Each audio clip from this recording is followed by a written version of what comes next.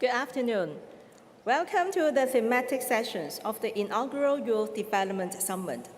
It is wonderful to see so many prominent leaders from different sectors and professionals to join us as our panelists, and also many bright, eager, young faces among our participants here today.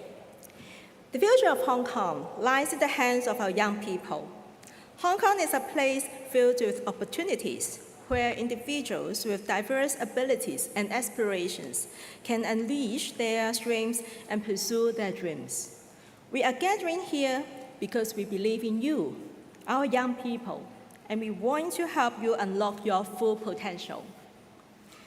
The Home and Youth Affairs Bureau, HYAB in short, of the Government of the Hong Kong Special Administrative Region of the People's Republic of China is deeply committed to supporting the youth of Hong Kong in every way possible.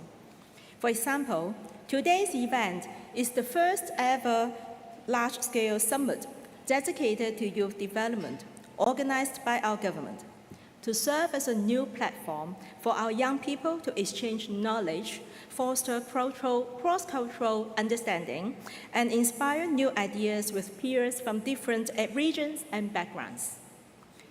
This afternoon, we will dive even deeper into youth-focused subjects.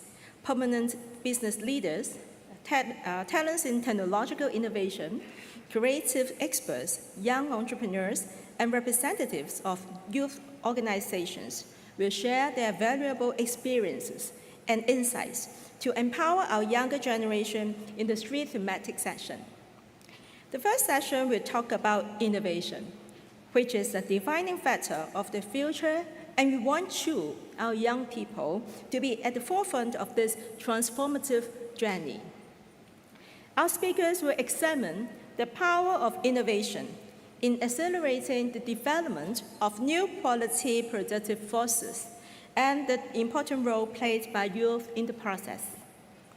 On this note, I would like to highlight that the HYAB has set up the Alliance of Hong Kong Youth Innovation and Entrepreneurial Bases in the Greater Bay Area to support our next generation in seizing new innovation and entrepreneurship opportunities by providing a one-stop platform for information, promotion, and exchange, and offering comprehensive support to young entrepreneurs. Our funding scheme for youth entrepreneurship in the Greater Bay Area also supports establishment of new entrepreneurial teams in key mainland cities like Guangzhou, Shenzhen, and Zhuhai. These initiatives provide you, our young innovators, with the resources, mentorship, and networks needed to turn your creative ideas into successful business. Next is creativity and cultural exchange, which plays a vital role in the development of our young people. The second thematic section will focus on the emerging opportunities in the creative and cultural industries and discuss how to empower young people to drive innovative development in various sectors. On the government side, through the funding scheme for international youth exchange, we are offering opportunities to Hong Kong young people to broaden their global exposure and deepen their understanding for the history, culture, and latest development of different places. By providing platforms for cross-cultural exchange, we aim to unlock the transformative power of youth creativity and inspire a new generation of cultural innovators. Last but not least, positive thinking is essential for overcoming challenges and achieving success. And we are here to support you in the crucial aspect of personal growth. The final thematic session will explore how to inspire and empower young people through the transformative power of positive thinking. The government places importance in supporting youth to cultivate a positive outlook on life and build character, empathy, and a sense of responsibility towards society through experiences. This is why the HYAB launched the funding scheme for youth positive thinking activities and the funding scheme for youth adventure training activities to enhance your resilience, discipline, and team spirit. Internships and voluntary services are key to the development of our young people. To support them, the HYAB offers a range of initiatives, including the youth internship programs, which provide valuable opportunities for young people to gain work experience at various organizations, including Chinese enterprises in Belt and Road economies. The Hong Kong SAR government is strongly committed to youth development. Our efforts are all about building a future where every young person can realize their full potential. Today's summit has been created for you to exchange knowledge, share insights, and engage in thought-provoking discussions. Take this opportunity to engage not only with our esteemed speakers, but also peers from different regions. Ask questions and share your thoughts. Your participation is what makes this event special and impactful. I wish you all an inspiring and enjoyable afternoon. Thank you. Thank you so much, Ms. Mack, our Secretary for Home and Youth Affairs, for the address. Please be seated.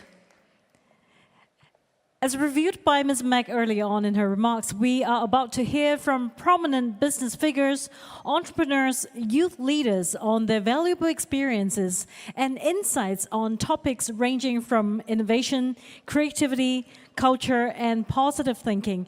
And also, as encouraged by her, please do pose any questions that you might have throughout the sessions, utilizing the Q&A system that we have displayed as a QR code on the screen now. Grabs the opportunity to exchange ideas with our esteemed speakers as the panel discussions happen. The three thematic sessions this afternoon will respectively focus on, first of all, promoting technological innovation to accelerate the development of new quality productive forces. Second of all, inspiring youth creativity for a sustainable future.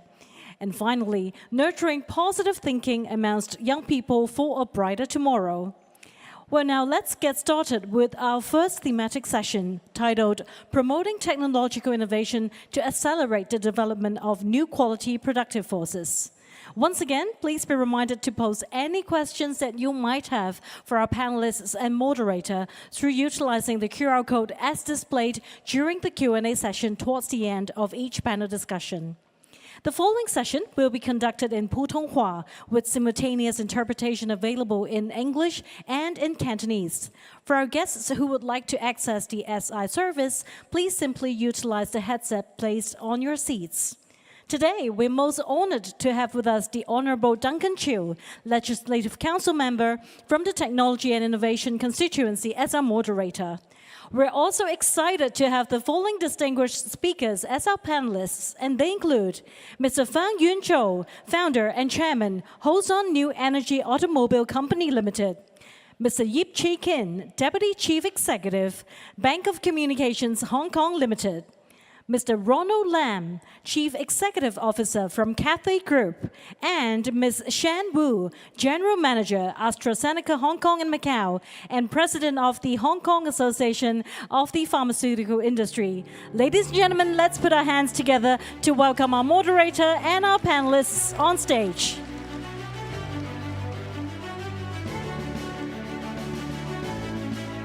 各位来宾，以下的时间将由邱达根先生为我们主持，有请邱先生。Mr. Chiu, over to you. Thank you. Please have a seat.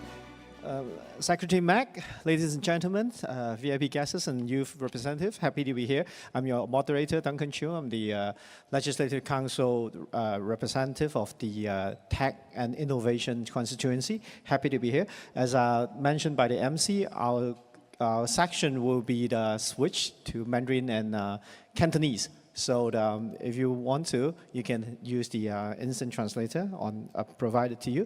大家好，我是邱达根。今天很高兴，我们这个第一部分的讨论，我们请来4位非常有代表性的嘉宾讲者，跟大家分享一下新质生产力、科技领域的发展、青年人的未来机遇等等。那我们刚才也很简单的介绍了我们台上4位的讲者，我很快的介绍一下。首先，我们方云宙先生，合众新能源汽车，合众新能源汽车，大家可能另外品牌大家很清楚是哪吒汽车啊，是一个新能源汽车全国领先的一个代表，也是一直在新能源汽车我们新知生产力的一个很好的一个代表。然后我们叶子健先生是交通银行我们有限公司的副行政总裁，在金融领域一直带领香港不同的创新推动很多新的一些尝试。林翘波先生，国泰集团行政总裁，国泰大家不用多加介绍了，香港的我们的一个 icon， 我们的一个航空领域的一个很重要的品牌。还有最后吴珊女士，阿斯利康 AstraZeneca， 大家应该知道，在医药行业里面是一个非常重要的代表。那今天我们这个很有代表性的一个 panel， 大家都从不同领域探讨的一个是什么？薪资生产力。薪资生产力，我看可能很多朋友过去1年的时间都有听到在媒体上，在各行各业各领域上都听到薪资生产力的重要性。那在我们这个香港，其实我们也举行过很多不同的一些产业的讨论会，特别是我们创新科技领域对薪资生产力非常非常关心。那我想很快在我们开始这个我们对答环节以前，我有2个 PPT。我想跟大家分享一下这个什么是薪资生产力。我们去一下，对这个其实很简单的概括说一下。其实很多人说最近1年经常听到这个词汇，但是薪资生产力到底代表什么？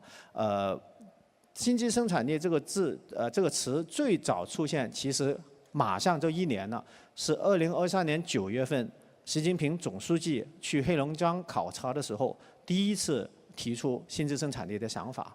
然后这1年以来，有更多不同的一些更深入的一些研究理论，推动这个薪资生产力的发展。其实这里面呢，我拿的其中一张图不能代表整个薪资生产力的代表，但是这个图我感觉很清楚地概括了薪资生产力在几个领域的发展，我就不读出来了，大家能看见。第一就是关于推动产业链、供应链优化升级，这个是 apply 在什么地方呢？其实是对于目前的生产力这对于我们目前的生产性企业，所有我们的一些工厂我们一些会提供一些产品制造的行业，我们需要自己去看是不是有空间去优化我们的整个产业链，怎么通过提升你自己的科技创新能力，去提升这个优化这个产业，这是对现有的一些生产力的一个提示。第2个方向就是自己培育新兴产业和未来产业，这个就是布局未来，就是我们不能想我们只是生产目前的科技，我们的人才、我们的培训我们的布局、我们产业的布局，是不是为了将来未来的科技领域的发展？所以这个就是推动未来科技的能力的一个布局的一个准备。第3个呢，就是不要想你只是做科技行业，你就是做生产行业，你才要去考虑薪资生产力。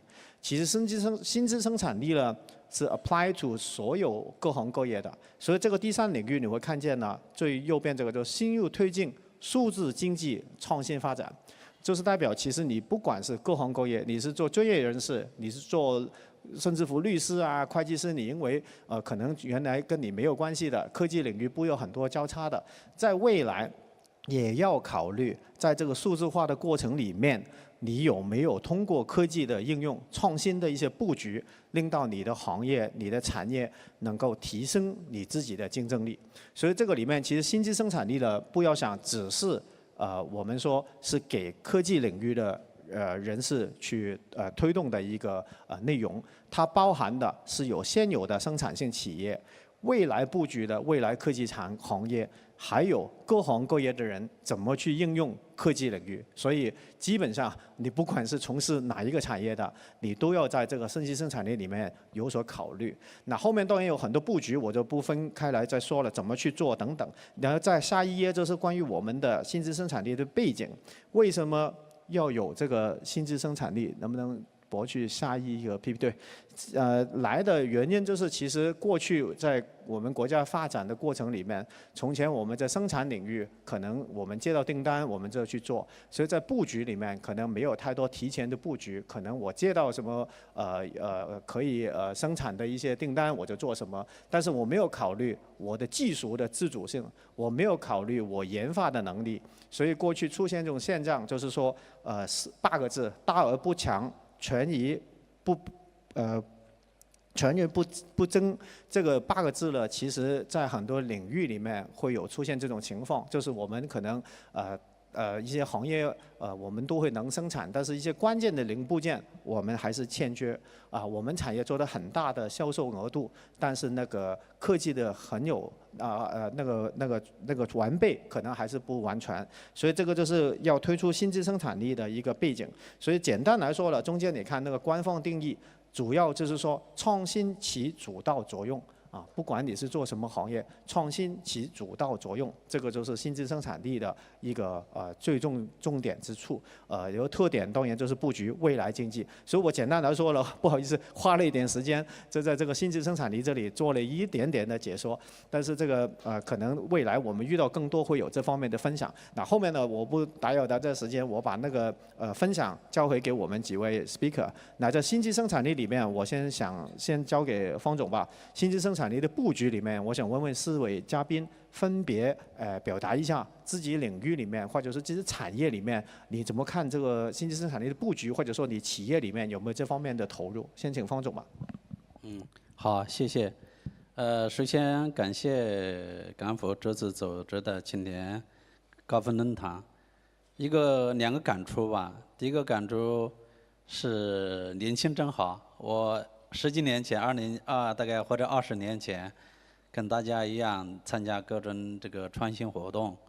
第二个感触是，你们是一群朝气蓬勃的这个新一代，你们是祖国的未来，你们是世界创新的一代。我叫方文洲，是合众新能源汽车创始人。合众新能源汽车的品牌叫哪吒汽车。为什么叫哪吒汽车呢？因为哪吒是中国的神话人物，叫哪吒三太子，脚踏风火轮。也就是在几千年前，中国我们的老祖先就想起，中国就是人类能飞起来，人类能踩着风火轮到达自己所想要的地方。那所以我们合众新能源汽车自创立之起，就把哪吒汽车作为自己这个产品品牌。那么合众新能源汽车的价值理念是什么呢？通过科技实现科技平权，让高科技的一些技术在新一代产品上得到应用。所以我们坚持的是科技平权，通过创新，通过新一代人的创新，让中国的新能源汽车能走向世界。那么针对今天这个panel这个话题来讲，新质生产力到底是在行业中是怎么理解？我觉得有3个方面。第一个，要做新质生产力，对于新能源汽车来说，因为新能源汽车是国家型、战略性新兴产业，也是中国通过20多年的坚持的研发，最后能到现在在全球来说具有一定的话语权。那么延伸到新质生产力来说，那么就是我第一个感觉就是，我们需要坚持的技术创新，通过创新来实现价值，通过创新来实现超越，通过创新实现自己的理想或者国家的理想。大家都知道，汽车100多年的工业，但是这100多年，中国现在汽车发展了很多年，但一直处于一个被动的或者追赶的状态。但是也通过这20多年的发展，中国新能源汽车让中国人长了志气，让中国人体现了在汽车这个前门类比较强的一个行业来说，具有自己的话语权，在世界标准、规范、技术创新具有自己的话语权，这是第一个。我觉得要坚持不断的是创新。第二个是要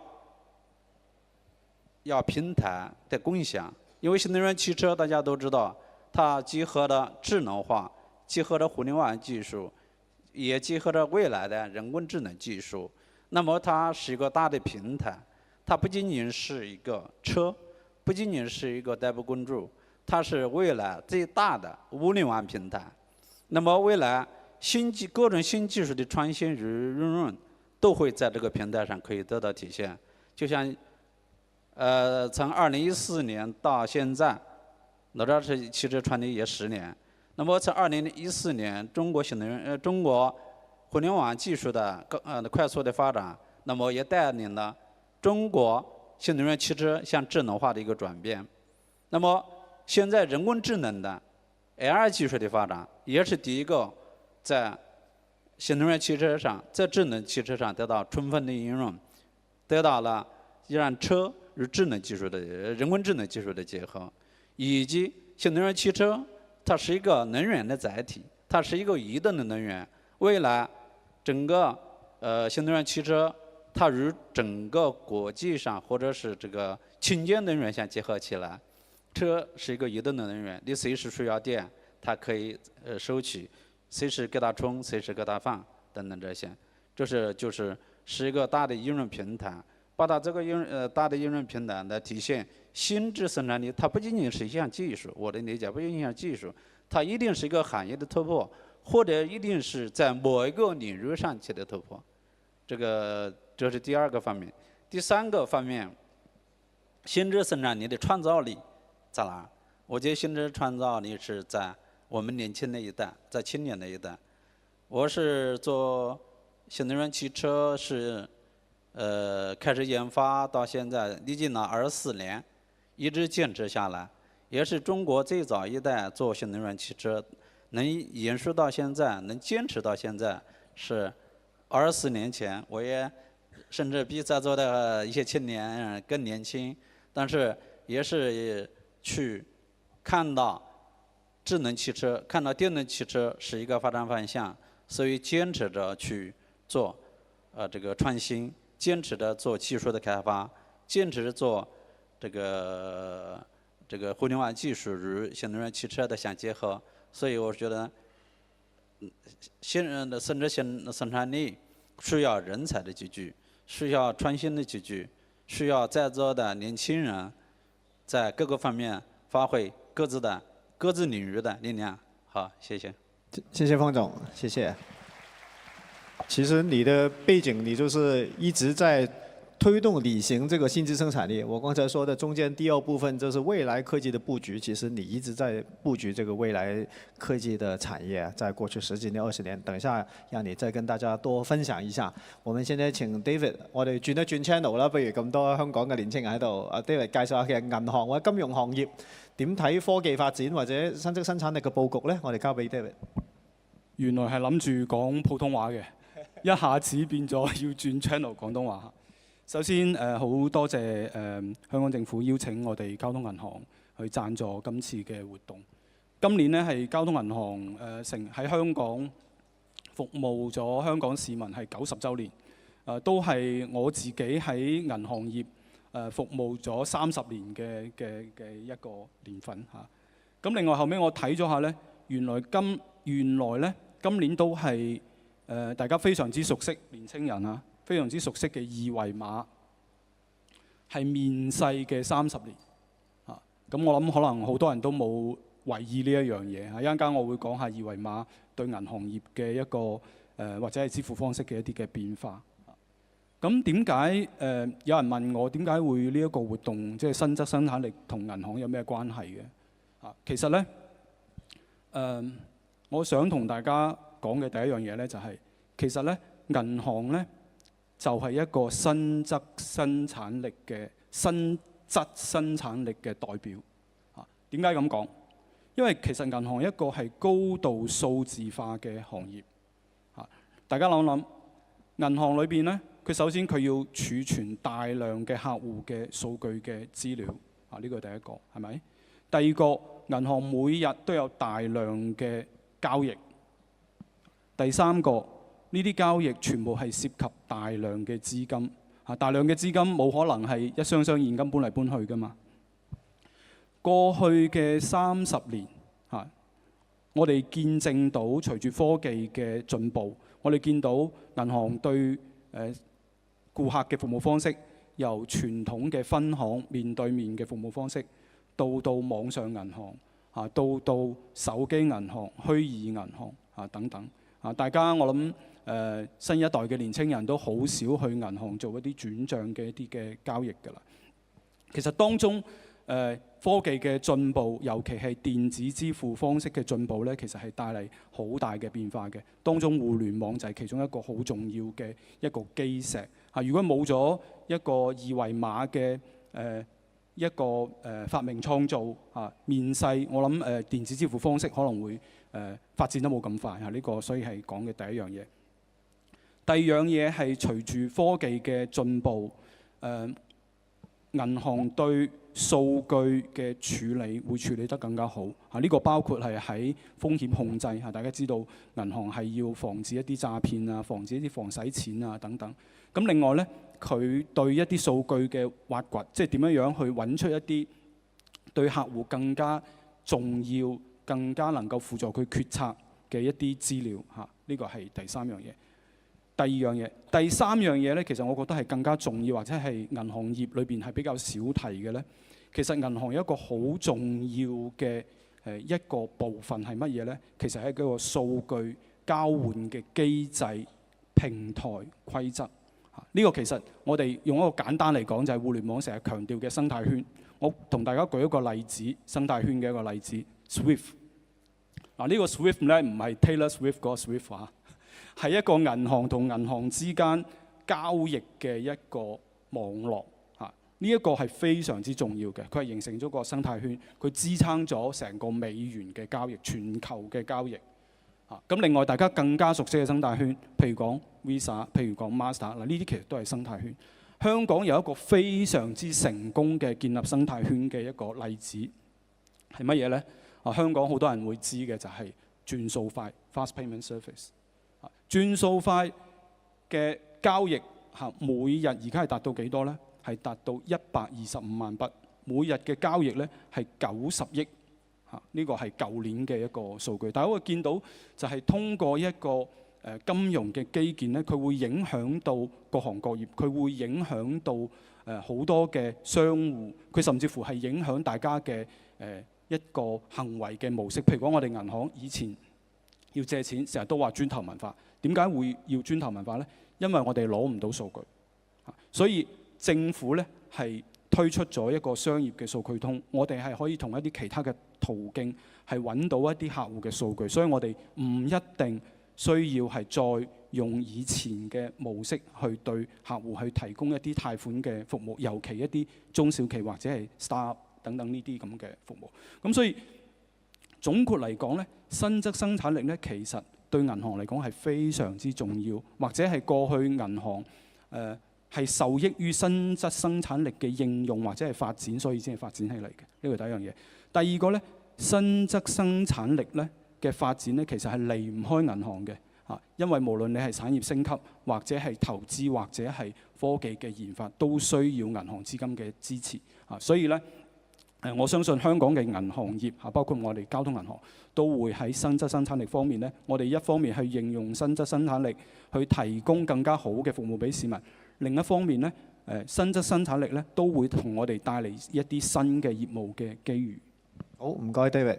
咁其實金融科技數字資產亦都係香港我哋一路主推㗎啦。政府亦都推出咗好多主動嘅政策，咁成個金融業嘅改革同科技都密不可分㗎啦。咁嚟緊去到我哋人所熟知嘅國泰啦，我琴日朝頭早先飛翻嚟，咁亦都唔能夠想像其實航空業喺飛機度諗唔夠100年真係講產業唔夠100年。飛機發明當然100年多少少啦，但係諗下其實喺人類嚟講一個科技。真係幾十年間翻天覆地，我哋可以隨時去一個地方。咁國泰領先除咗向香港主要嘅一個企業啦，亦都喺領先應用科技嗰方面。咁不如我哋交俾 Ronald 介紹下喺國泰嘅經驗嗰度。好，大家好，好開心咧，今日可以見到在座咁多年青人嚟到呢個論壇。咁我哋國泰集團咧，其實一路咧對年青人方面嘅工作咧，都係不遺餘力嘅。咁我哋其實都咁多年咧，我哋都有好多針對年青人嘅活動嚇，譬如我哋搞咗成幾廿年嘅飛躍理想計劃啦，我哋都會招募一啲中學生去參加一啲活動，暑期嘅活動同埋去認識我哋航空業嘅各個產業鏈嘅嚇。咁今年咧，我哋都下個禮拜咧就會有一個畢業典禮嚇。咁啱啱呢啲同學仔咧都去咗澳洲嘅 Adelaide 去參觀我哋嘅飛行學校。咁另外咧，我哋近咗幾年咧，我哋都搞咗一個叫做Cafe Hackathon，就係國泰嘅科創馬拉松，亦都係咧俾一啲中學生啦、大學生嚟到我哋國泰城咧24小時就去做一啲通常係做啲 mobile app 出嚟嚇，跟住咧去將呢啲 mobile app 咧推介俾我哋嘅評審委員會。咁贏咗嘅同學咧就好有機會咧，又可以參加我哋其他嘅更大型嘅活動嚇。咁呢啲咧都係我哋喺青年事務方面咧一路推動嘅一啲活動。咁頭先咧講到新質生產力啦，咁喺我哋國泰集團裏邊咧就同剛才阿方總合眾汽車有啲唔同，因為咧我哋都係一間歷史非常之悠久嘅公司啦。咁其實我哋都有接近80年嘅歷史，咁我哋成個集團咧有差唔多3萬人。咁我哋面對嘅挑戰咧就係點樣可以將一間咁有歷史嘅集團咧繼續有一個創新嘅活力，咁就係我哋面對嘅挑戰。咁所以咧我哋近年咧喺國泰嘅內部咧，我哋好努力去推動一個創新嘅文化。即使咧我哋喺歷史上面都做得唔錯，咁但係要有未來嘅80年咧，我哋係要不斷咁去創新。咁所以咧喺內部嘅文化裏邊咧，我哋都好鼓勵同事係努力去諗一啲新嘅意念出嚟嚇。咁我哋覺得咧創新咧係唔係就咁天馬行空嘅？咁我哋國泰裏邊嘅創新咧，其實係有一套好完備嘅系統嘅。咁由我哋叫 ideate， 即係咧諗一啲構思出嚟，到去 incubate， 即係孵化，將一啲部分嘅構思咧將佢孵化，到最後咧係 implement， 將佢咧係實施出嚟，將佢咧係規模化。咁呢啲裏邊咧，我哋都投入咗好多資源，俾好多唔同嘅同事去參與。咁喺實際嚟講咧，其實要令到國泰咧未來80年咧都係一樣咁成功咧，其實有2個關鍵嘅喺我哋裏邊。咁呢2個關鍵咧都同新質生產力其實好有關係。第一咧就係我哋要數碼化，第二咧我哋係要綠色化。咁喺數碼化裏邊咧，其實我哋都近年做咗大量嘅工作。咁我哋都係大力投資喺我哋數碼科技嘅應用裏邊啦。咁我哋其實淨係我哋自己國泰員工請嘅，唔計供應商咧，其實我哋IT 同埋 digital 嘅團隊咧，其實係超過1000人。咁我哋每年咧投資嘅資金咧係超過30億嘅資金投入去。咁裏邊咧其實我哋有好多應用。咁而家最多嘅應用咧就係人工智能同埋大數據。咁我哋國泰內部咧其實都有超過70個機械學習嘅模型，咁應用喺我哋喺客戶啊，我哋營運各方面。咁我舉好少嘅例子去俾大家知道下，譬如我哋而家點樣應用嘅。咁譬如喺客戶服務方面咧，我哋其實係用緊我哋叫聊天機械人啊，英文係 chatbot。咁其實而家好多顧客咧好喜歡咧用WeChat 啊或者微信去做一啲查詢嘅。咁其實我哋聊天機械人推出咗都幾年㗎啦。其實而家有一半嘅查詢咧都可以透過 chatbot 可以好圓滿咁為我哋客戶去解決。咁另外一個例子咧就係我哋前線嘅員工啦，無論係我哋嘅機艙服務員又好，我哋嘅機師又好，我哋嘅工程師，我哋地勤嘅人員咧，其實每一個前線員工咧，佢哋都有個mobile 嘅應用程式，係去幫助佢哋咧即時可以睇到客戶嘅資料啦，一啲航班嘅資料啦。咁佢哋咧可以揸住佢哋嘅電話或者 iPad 咧，就可以應付到佢哋日常嘅工作。咁喺航空裏邊咧，真係我哋有好多數字化嘅廣泛應用。咁另一方面咧就係綠色化。咁綠色化咧，我哋國泰專注係2方面。第一方面咧就係減低飛行嘅碳排放嚇。咁呢個咧係一個航空業裏邊一個好緊要嘅議題啦。咁咁第二咧就係我哋航空啲航班咧，其實都製造好多廢料出嚟㗎嚇，譬如啲膠樽啊、其他嘅食物嘅廚餘啊嗰啲，咁我哋都係大力去諗下點樣去減少同埋回收呢啲廢料嚇。咁呢個咧數字化同埋綠色化咧，就係喺我哋國泰集團裏邊體現新質生產力嘅兩個主要嘅方面嚇。咁多謝。好，唔該 Ronald。那我們轉下去醫藥行業啦 ，AstraZeneca 是我們醫藥行業的龍頭。那我們現在請那個吳珊跟我們介紹一下。好，謝謝 Duncan。然後也很開心今天有機會在這裡跟大家交流啊，因為我想醫藥行業可能對很多人來說，相對來說是比較陌生，因為我們都很希望自己每天都很健康。但我想說，其實醫藥行業是一個對我們非常重要的一個行業，因為它其實每天都在幫助非常多的人和他們的家庭，在解決他們健康的一些問題。那這個行業其實毫無疑問，這麼多年以來，我覺得創新對這個行業可以說是一個至關重要的一個基礎啦。那比如說，如果以我所在的公司阿斯利康，我們去看我們在全球的這個 operation， 其實在過去10年裡面可以看到我們整個的業務的一個成長，背後最重要的一件事情，其實是我們不斷地在發掘很多新的好的一些診療的一些方案。那舉個例子說，比如說，為什麼會有這麼好的創新？那是因為我們不斷在加大我們在研發上面的一個投入。這個其實我覺得是跟我們講創新、跟心智生產力非常相關的一件事情。那去年2023年，其實我們在全球研發上面的投入就超過100億美金，其實是一個非常巨大的投入，然後再帶來這些創新的一些驅動，來幫助到我們有更多的好的一些解決方案，可以幫助到不同的一些患者上。那我想，其實這2年也感覺到了，因為有很多科技的一些變化，一些新的機會，包括我們在講心智生產力這樣的一些方向。我想我們在研發方面，其實跟過去做的有一點點不一樣的地方，是我們開始在把一些其他行業的科技帶到製藥行業。那比如說，大家都知道說 AI 其實是這2年非常火的一個話題。那其實 AI 也已經在2年之前就已經在這個行業裡面非常深刻地加入到了這個新藥研發的過程當中。那如何能夠用好大數據，用好像 AI 這樣子的一些技術來幫我們去提高研發的一些有效性，已經是我的公司現在目前常規在進行的一個做法了。那包括說這2年，其實我相信很多我們在座的同學們或者說年輕人們，我們都在用我們的 GPT， 對不對？那其實這個也是一個對醫藥行業的一個生產力或者說我們的效率非常有效的一個工具。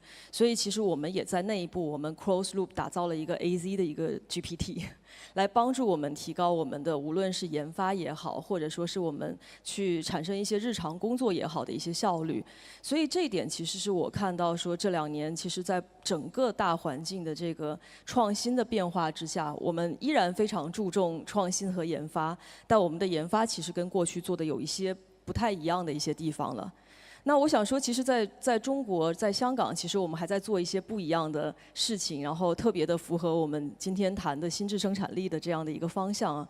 比如說，其實我們在中國，我們在上海其實是擁有在全球北美和歐洲以外唯一的一個研發的中心。那當然，其實我們在去年年尾的時候，我們也宣布在香港成立了一個分中心。所以這也是整個的大型製藥企業，其實在北美和歐洲以外真正去放一個大型全球的研發中心的一個很重要的一步。我想這背後其實也是因為我們這些年看到了從中國出來的本土的一些創新，不僅僅是能夠幫到中國的病人，其實也能幫到很多不同的病人。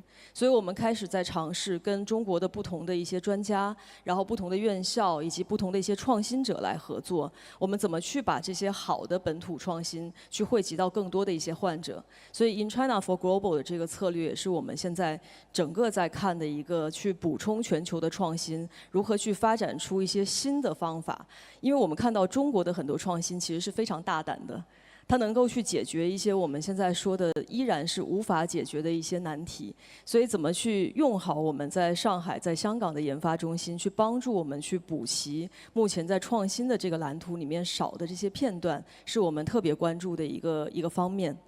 那另外的話，我們其實在整個的這個大陸，包括說香港，其實我們都有一個 incubation center， 我們叫 iCampus。那这样的一个 incubation center， 其实它也是基于我们以疾病整个的过程，从这个患者如何是早期的出现了一些不太舒服的症状，到他怎么去能够被及早的发现干预，到他的一个诊断以及治疗和长期的一个恢复和管理的过程，我们跟我们所有的这个生态圈 ecosystem 里面的 partner 一起，不仅仅是药本身了，我们希望说在整个的这个患者旅程当中能够碰到的上下游所有的阶段，我们都可以合作，一起来找出不同的行业之间，或者说是不同的子行业之间，我们怎么能够去碰撞出一些新的一些好的创新，来真正帮助到这些患者。那我想这个也是我们在做的很重要的一件事情。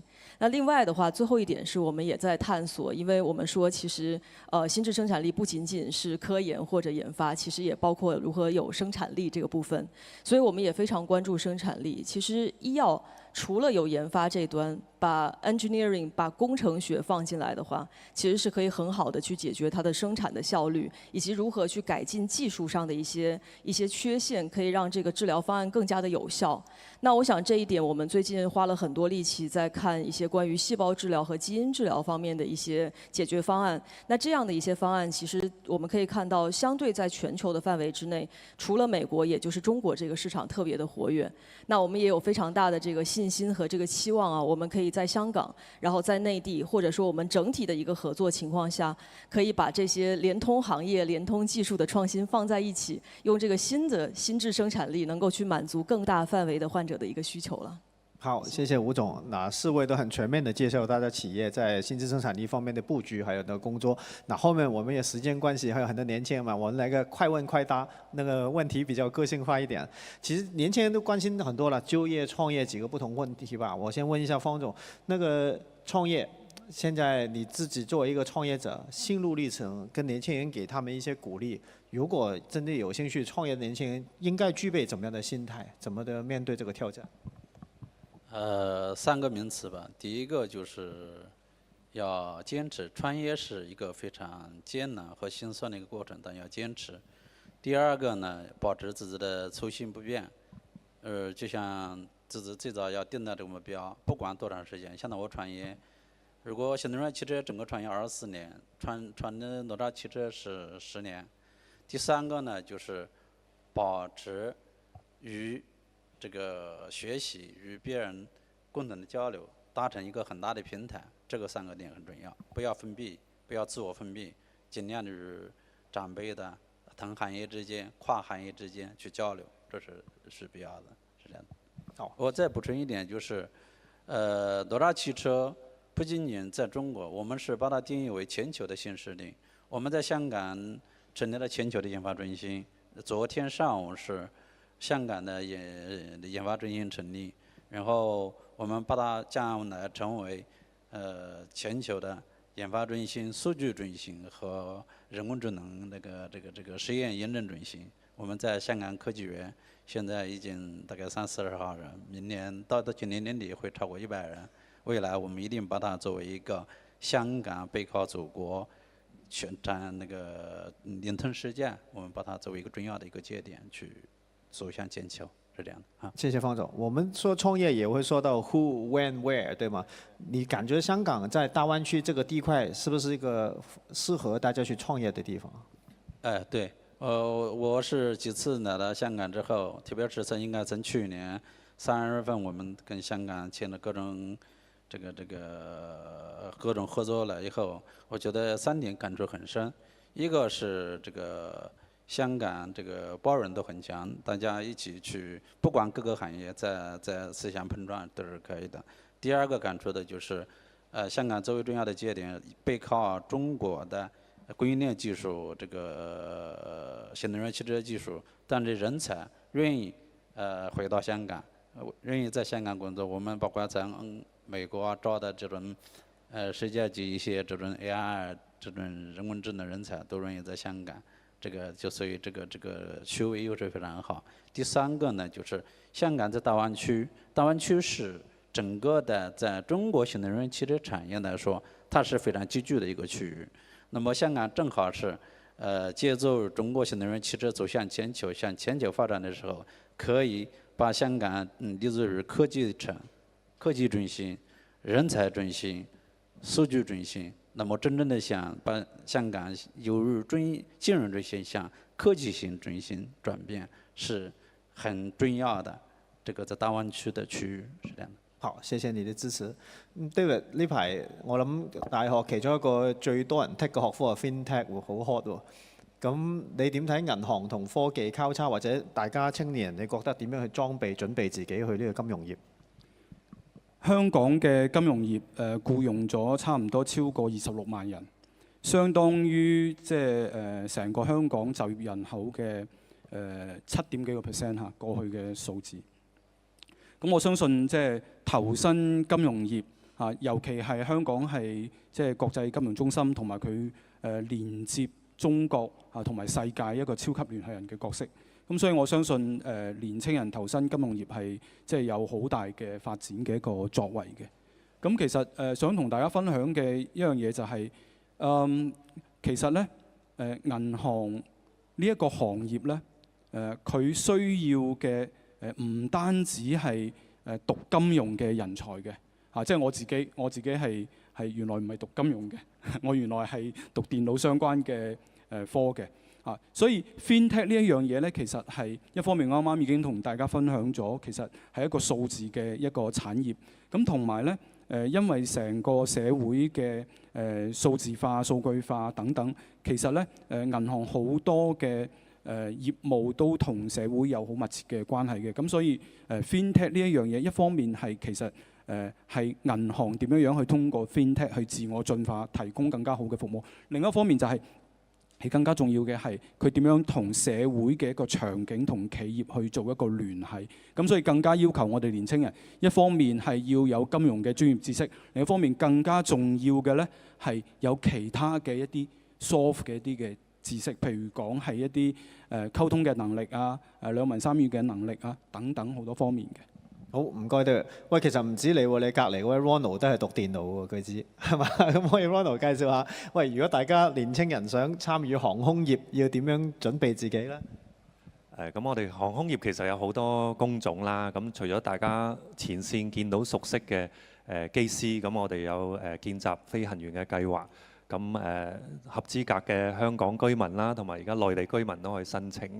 咁另外就係我哋嘅機艙服務員啦。其實我哋機艙服務員嘅團隊都非常之大，同埋咧有唔同背景國籍嘅同事喺裏邊。咁我哋裏邊咧係以香港為最主要啦。咁其次我哋呢2年咧都喺內地招聘好多機艙服務員。另外咧就係亞洲各地我哋都會招聘機艙服務員嚇。咁所以在座好多年青人都可以考慮呢樣嘢。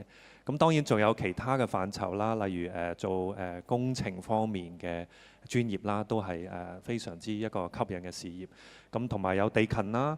咁另外咧就係同其他公司一樣，我哋都有好多後勤嘅崗位嚇，例如做 IT 啊、digital 啊，做人事方面嚇。咁所以咧我哋其實都係包羅萬有。咁其實香港嘅航空業咧喺14、5規劃，香港都定義為我哋希望咧成為一個領先嘅國際嘅航空樞紐。咁其實我哋香港嘅航空業除咗客運之外咧，仲有貨運。咁加埋埋咧，我哋成個產業鏈喺航空業喺香港咧，其實有超過30萬嘅就業嚇。咁好多唔同嘅工種可以供大家去選擇嚇。多謝。好，唔該 Ronald。那就說到前景了，那個醫藥行業、生命科技是我們未來一個很大的亮點，很重要的產業。剛才吳總你也提到很多不同讀工程啊等等的學科的人也會進這個行業，但是香港我就發覺我們大學裡面大部分讀醫的都是為了做醫生。這個你怎麼去鼓勵大家在做醫生以外參與這個醫學研究的領域裡面，那個前景在哪裡？好嗎？謝謝。謝謝。我想我其實有很多同事，其實在加入公司和行業之前都是在做醫生的。那可能現在我在香港的同事還比較少，但確實已經開始有了。然後我想說，其實無論是做醫生也好，還是做醫藥行業也好，首先我想說，我們做這份工作，除了在創造一些 business， 其實更重要的是在這個 business 之外，我們還在幫助不同的病人以及他們的家庭。我想這也是我為什麼會選擇加入這個行業的原因。我相信如果我們大家相信說中國有句老話叫老吾老以及人之老，幼吾幼以及人之幼。我想，其实抱着这个想法的很多人，其实在加入到这个行业之后，你都会发现，你除了每天的这个工作以外，你其实还能满足到自己很多的这个我们说使命和价值感的部分。这也是我为什么经常就是很多年来我一直都跟很多人推荐说，假如你想要帮更多人，其实医药行业是一个非常好的行业。不管你现在是做医生也好，做医生我可能每天可以看几个病人，但是如果我能够研发出一个新药，其实我可以救治更多的病人。或者说我可能不是在这个行业里，不是在这个专业里，但是我们刚才也看到了不同的一些创新和技术和想法，其实都可以帮助到这个行业往前走。那当然，我觉得这个是自己内驱力啦。更重要的是，我觉得在香港现在是一个非常好的一个时间啊，因为我们谈到说我们想要去发展生命科技，然后想要去看到说我们在生命科技上面有很多的一个创新以及产业的一个出现。那我想这个刚开始的这个时间以及未来的这个重视，一定也是我们想做一番事业的这个年轻人最好的一个选择这个行业的一个时机。所以这也是为什么刚才我们中午时候还在谈，我说如果有机会，我一定要说大家如果真的有这样的一个想帮助别人的愿望，也想做出一番事业在香港的话，那我想其实医药行业现在会正当时啊。对的，对人类未来的贡献。那个时间问题啦，感谢4位的分享，而且对那个新增生产力很多的介绍。其实有些问题现场的嘉宾是想问的，但是不好意思，那个时间问题我们要交给下一个 panel 了。所以就这样，我们再次以掌声感谢我们4位的 speaker， 谢谢大家。我们也都非常感谢邱先生为我们主持了这么精彩的一个环节。我们有请几位嘉宾可以往前一步，来一个合影好吗？We would like to invite our guests on stage. That's right, to step forward with the official photographer for a photo, please. 我哋有請台上嘅嘉賓啦，冇錯啦，向正前方俾大會攝影師嚟影翻張靚相先。我哋再次掌聲俾我哋呢一個專題論壇嘅嘉賓們。再次掌聲感謝邱先生和各位演講嘉賓精彩的分享。我們以下呢有請幾位嘉賓可以到台下回座，我們即將要進行下一個環節。謝謝幾位。Once again, a big thank you to our moderator and our speakers for thematic session 1. That was a great panel, ladies and gentlemen. Thank you so much. Moving on next, our next thematic session number 2 will be focusing on inspiring youth creativity for a sustainable future. The upcoming panel will focus on the emerging opportunities in the creative and cultural industries and discuss how to empower young people to drive innovative development. Meanwhile, as we have mentioned just now, if you would like to pose any questions to our panelists or our moderator during the discussion session, please utilize the QR code as displayed on the screen now to submit your questions for the Q&A session towards the end of the panel discussion. The upcoming session will be conducted in English with simultaneous interpretation available in Cantonese and in Putonghua. For our participants who would like to access the SI service, simply utilize the headset that's been placed on your seats. And today we're most honored to have Mr. Daryl Ng, Chairman of the Greater Bay Area Homeland Youth Community Foundation, Deputy Chairman of Sino Group, and Chairman of the Hong Kong ASEAN Foundation as our moderator. We're most excited to have a distinguished lineup of panelists, and they include Dr. Adrian Zhang, Chief Executive Officer of New World Development Company Limited, Mr. Yosuke Hayano, Principal Partner of Met Architects, Mr. Ren Jie, renowned sculptor and artist, and Mr. Arthur T. Ba, founder of the Foundation for Art and Culture. So ladies and gentlemen, let's put our hands together to invite our moderator and our panelists forward to the stage. Welcome.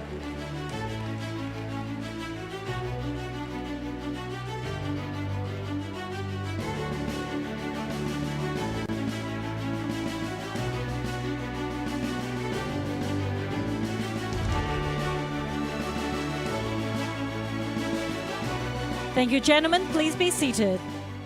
And Mr. Ng, the stage is all yours. Thank you so much.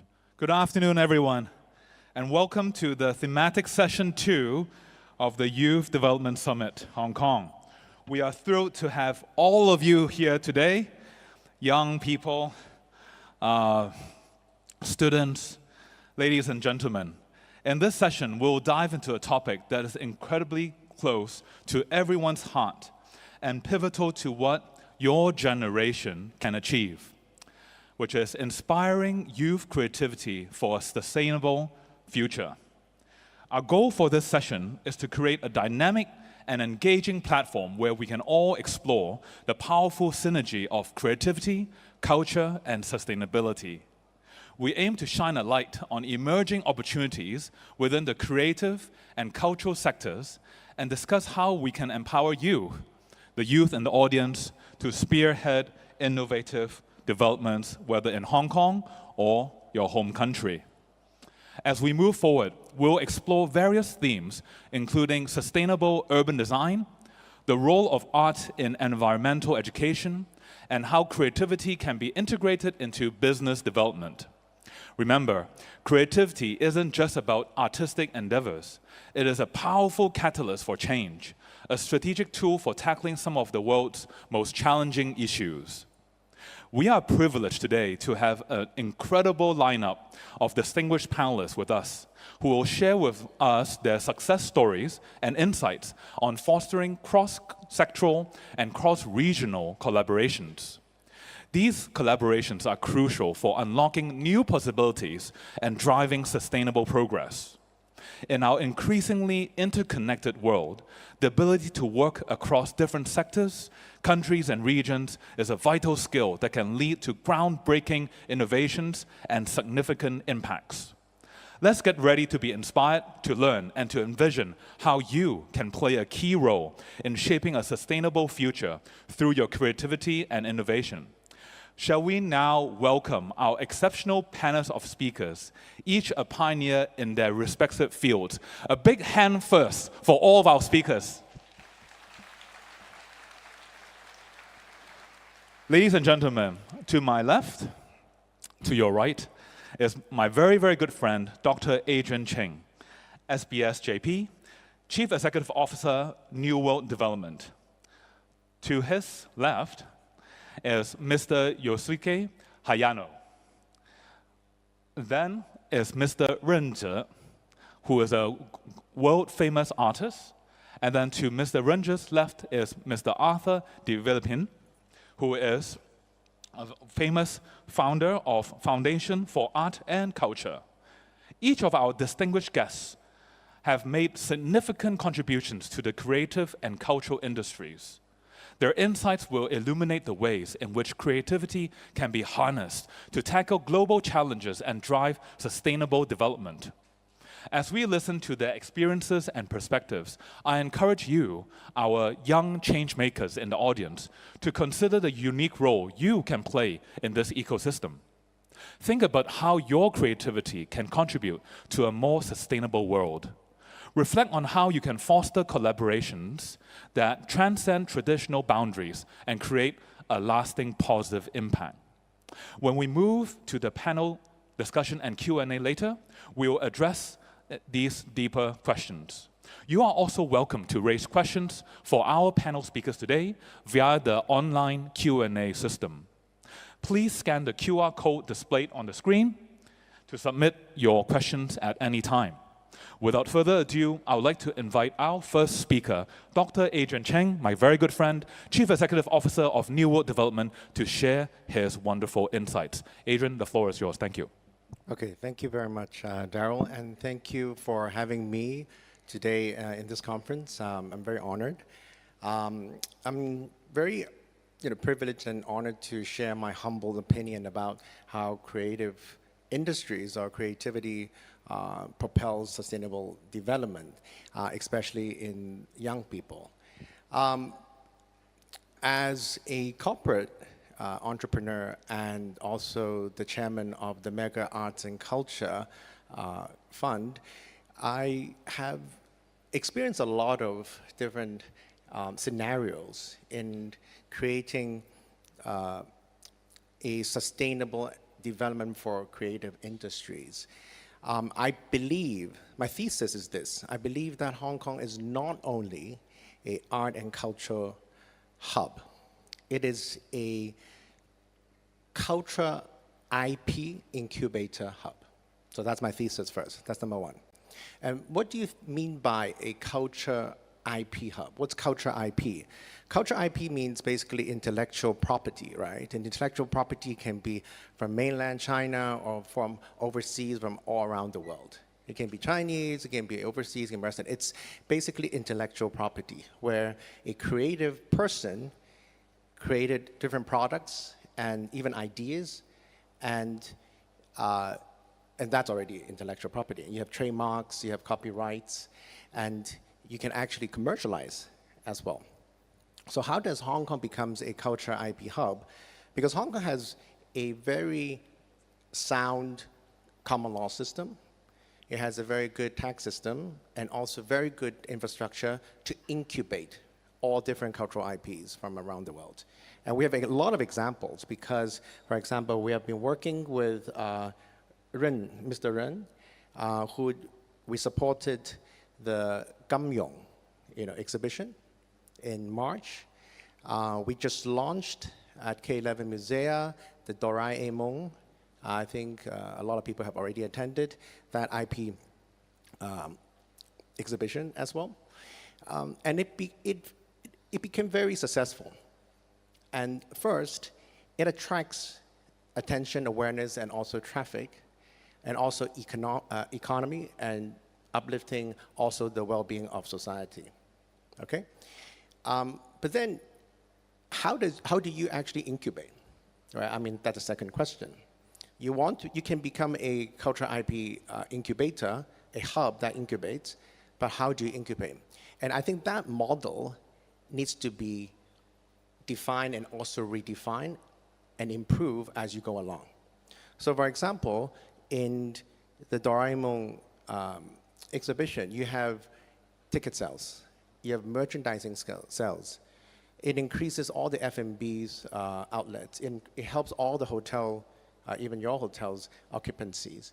It actually benefits not only just the Victoria Dockside, but around Tsim Sha Tsui area. We have recorded around 40% of traffic uplift, and also around 30% F&B revenue up. So it does benefit the society as a whole economically.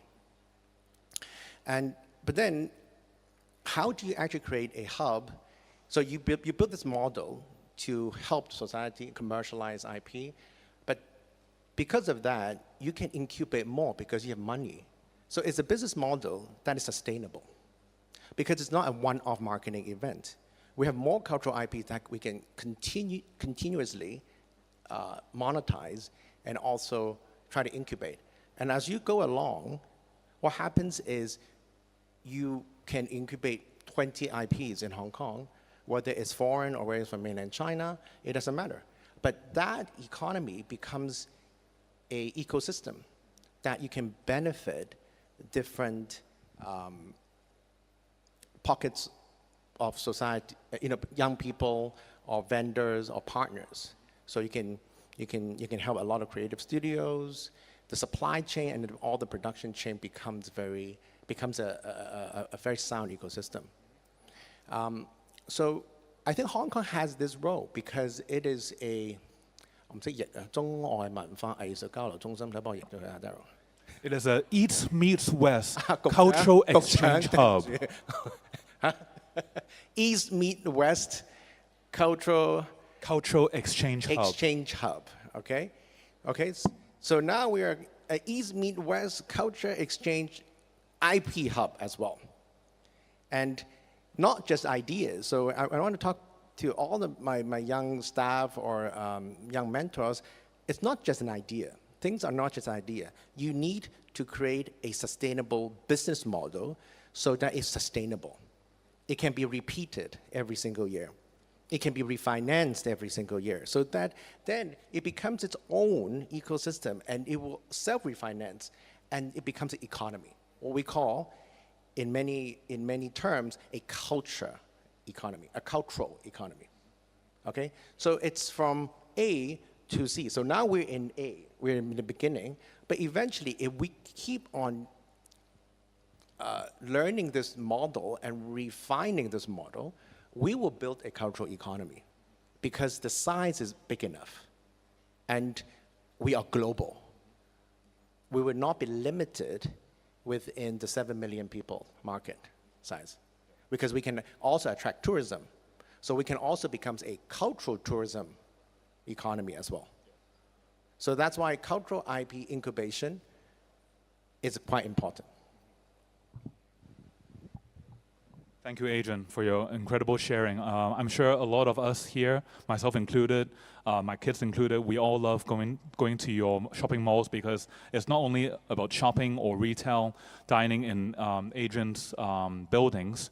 You're really getting a cultural experience. I recently enjoyed the Doraemon exhibit, which was fantastic.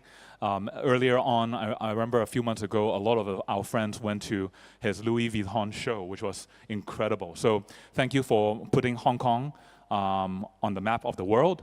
So thank you, Adrian. And we'll pass the time now to Hayano-san, who is the principal partner of MAD, M-A-D Architects, to share his views. Hayano-san, please. Thank you, Daryl. Also, I'm very glad to be here, especially in front of this amount of young generation who gonna have lots of possibility to make future of this city as well. So first, I wanna a little bit talk about, because I'm an architect, I wanna show a few of our project because we believe, like we try to put nature element to the architecture. Also, we try to open the boundary. Also, we try to make a space for the people to involve it. Because this kind of the balance or harmony between people and the nature was always in the history of the Asian culture.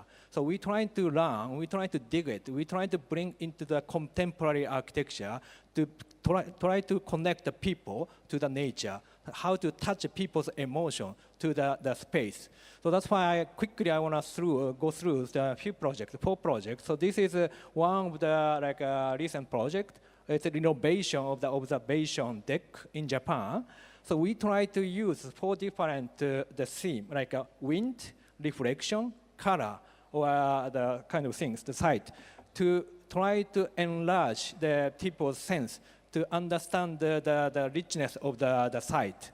So I think this become very popular in Japan. So people really have different way to connect themselves to the nature. So this another one. So this is our very, very first project in Toronto, in Canada. It's called Absolute Tower. The challenge of this was, what is the future high-rise building?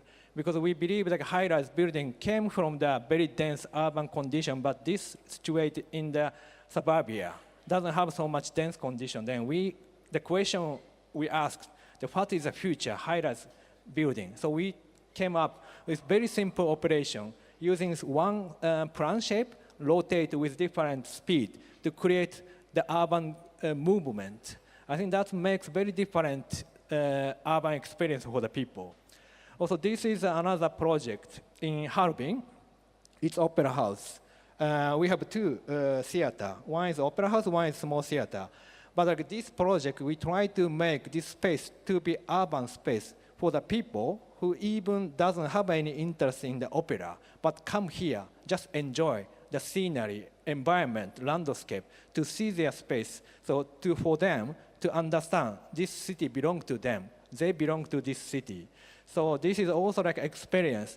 They are very site-specific experience, like only happening in Harbin. So bringing natural light, using like natural local material to make very unique experience through the inside and outside. So last project is in the Haiko in Hainan.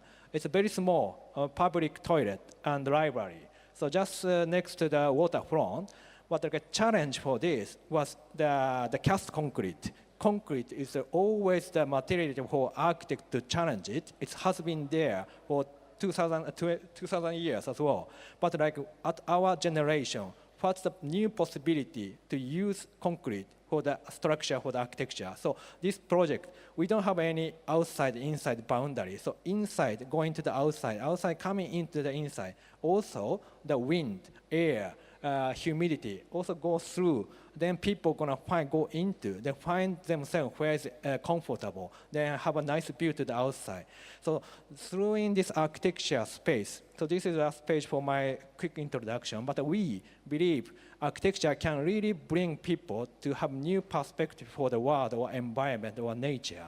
So also they can really connect people to the environment. So that's why for me, Hong Kong was always inspiring, lots of inspiration, including this peak as well. But also this Hong Kong has very rich cultural background. So that's why I hope Hong Kong can really show the new way of architecture, really mixing the culture, the history, and the future together. I think it's for your young people's generations. Thank you. Thank you, Hayano-san, for your wonderful images and beautiful buildings. And we all look forward to your next project, hopefully in Hong Kong. And Hayano-san actually speaks very, very good Putonghua. And I was conversing with him just now in Putonghua, so that's amazing. 我们下一个嘉宾是任哲先生。任哲先生是一个世界有名的艺术家。任哲先生，谢谢。大家好，我是任哲，非常荣幸能来到这里参加这一个分享。其实今天呢，跟大家分享的呢，几个部分。第一个部分呢，我想向大家展示一下我们的作品和我们作品背后的含义。其实从大学毕业25年前嘛，就一直在从事中国传统文化的雕塑创作。这些呢，都是我的一些作品。我做的呢，都是中国的武士的一些形象和中国的一些文化系统。我希望呢，通过这些作品，把一些中国好的文化传播出来。从大学毕业一直到现在，大概已经在全世界10多个国家和城市做过相关的中国文化的展览。这个是最近在香港做的“侠之大者，金庸100年”的这个展览。在这个展览里面呢，我们历时了将近5年的时间，然后创作了40多个金庸小说当中的人物形象，把它呈现给大家。这是香港邮局帮我们发行的关于这次展览的邮票。21年的时候呢，我们在深圳做了一场，有一些 VR 沉浸式的和立体雕塑的结合，也是一个我们新的尝试。我们这么多年呢，其实一直在希望用更潮流、更国际化的方式，对中国的文化呢进行一种新的梳理，然后同时把它传播到世界各地吧。最后的一个部分呢，是做的一些和大众啊和一些 crossover 的一些商业的联合。这个是我们和劳斯莱斯做的一款联名的汽车，我们叫它“匠”这个系列。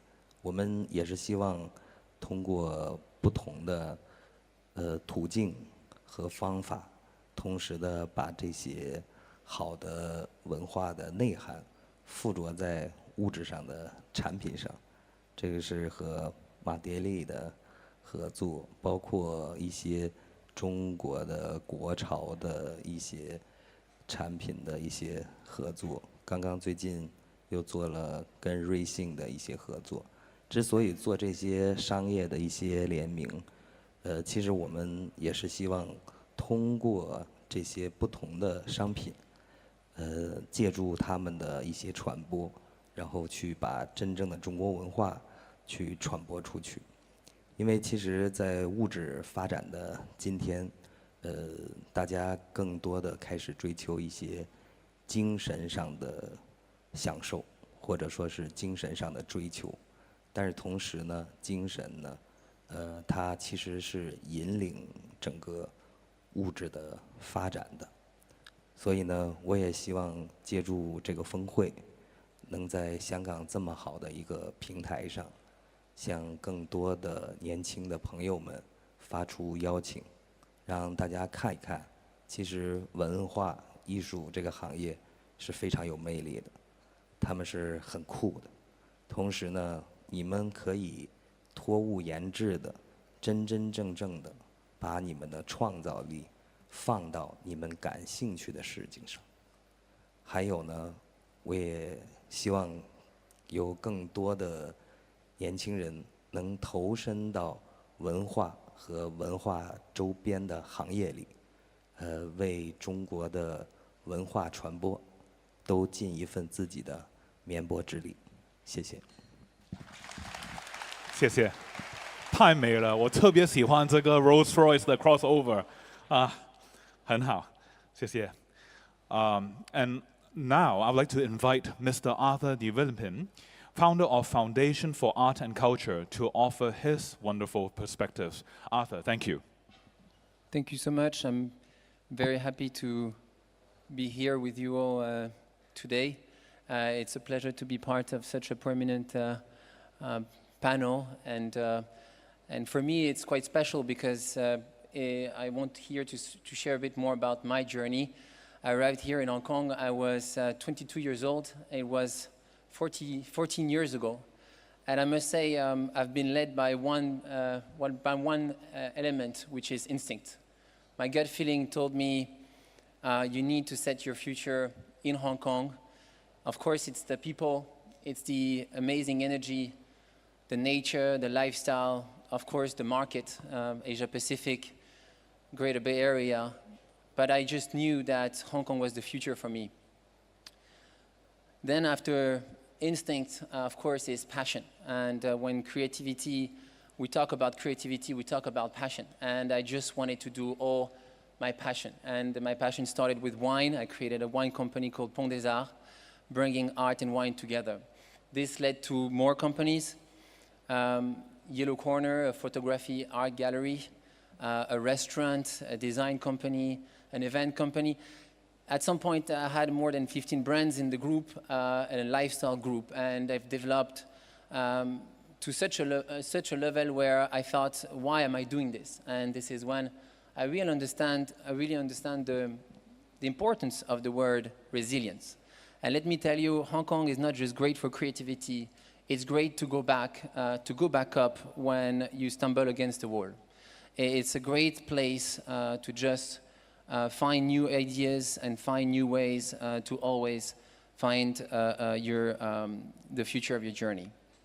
And this is how I eventually found my second revelation, art. After Hong Kong, I just knew that I wanted to dedicate my life to art, art for meaning. Somehow, it always been there. My father has been a collector for a very long time. My sister is an artist. My mom is an artist. So art was made for me. But I wanted to create art through a gallery called Villepin with meaning. We wanted to bring a new standard in terms of curation, a new standard for excellence. And we did that through a meaningful exhibition where we tried to set powerful messages. One of them is an exhibition called The Loss of Human Face. This exhibition was very important because it arrived during COVID. And this exhibition asked the question, why is it important to see the face of the other in a world that is full of masks?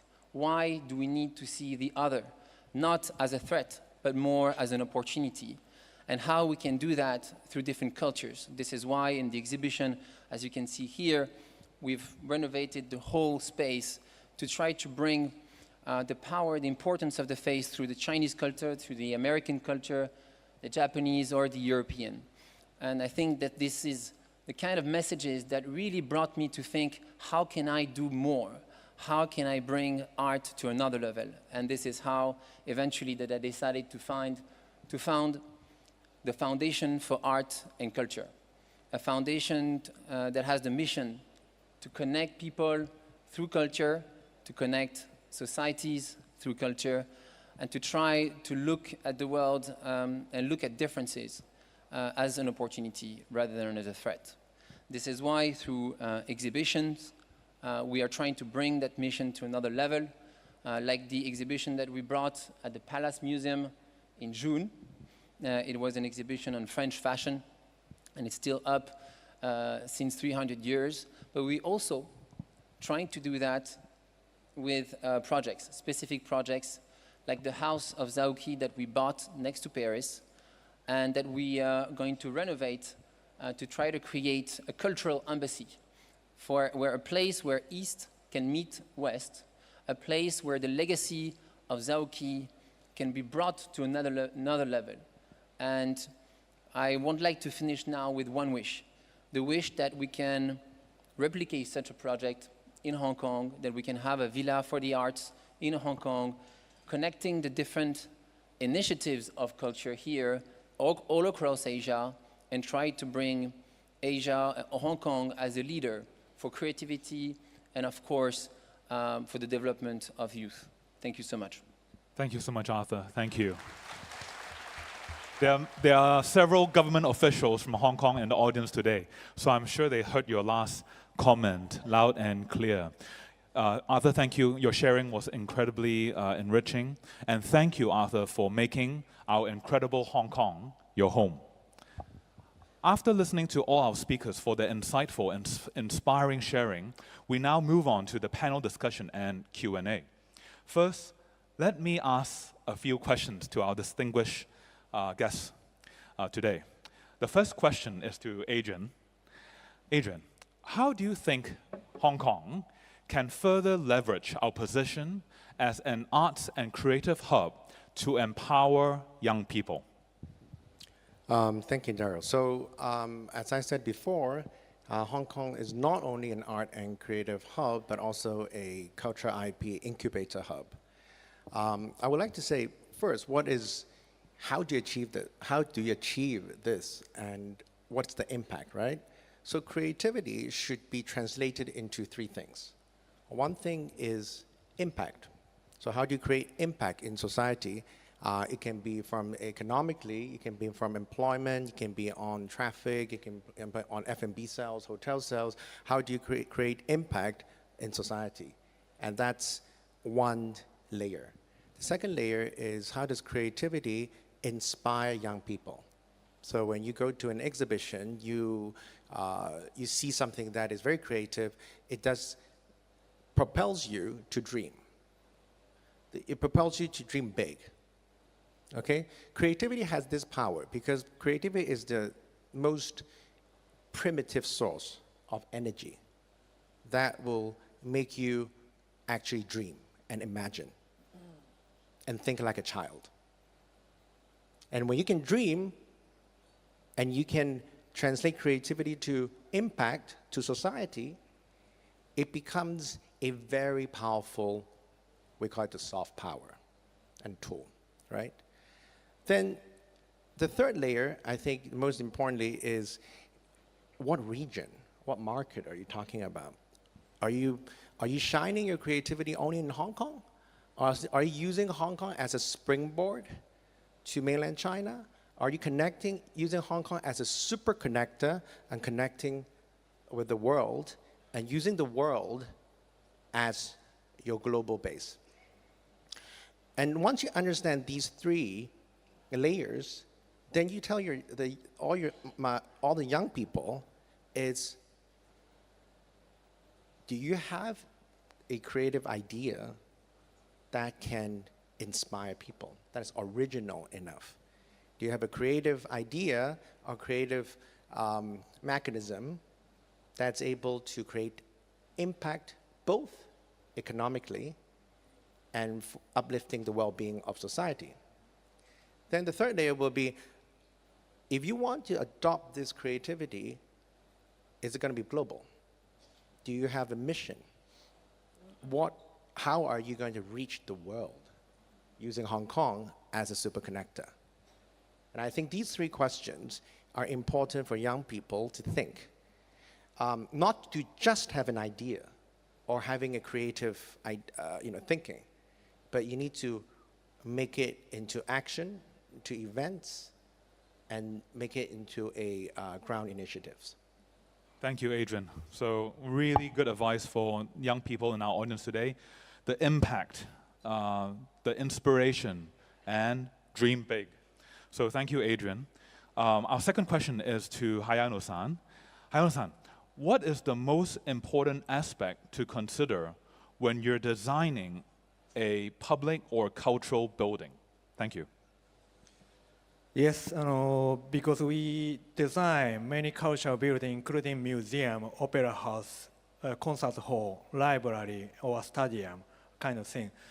But sometimes, like when we designing, sometimes we focus too much about function for the library, museum, or opera house. But this is sometimes like this function means only for some people. For example, when we design an opera house, we try to calculate how many people are going to buy this ticket, come here, they go into, then how often they're going to use this facility. So for us, then we can conclusion, like for us, it's more important this cultural building become a background of the Arctic urban space. Urban space itself can attract the people to come here.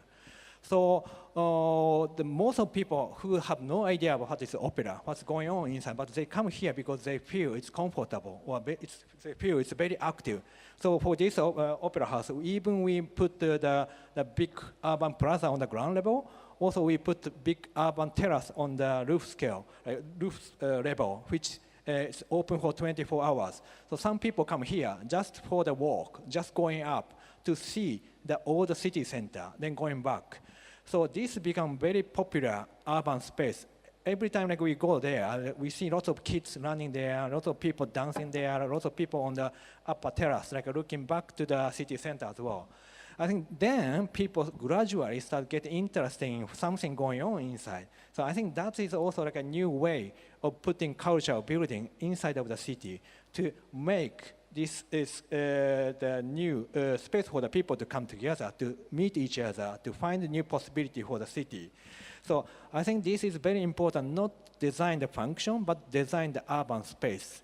Also like to connect with the city horizontally, not like just putting function there, isolated from other part of the city, but like this become part of the city fabric.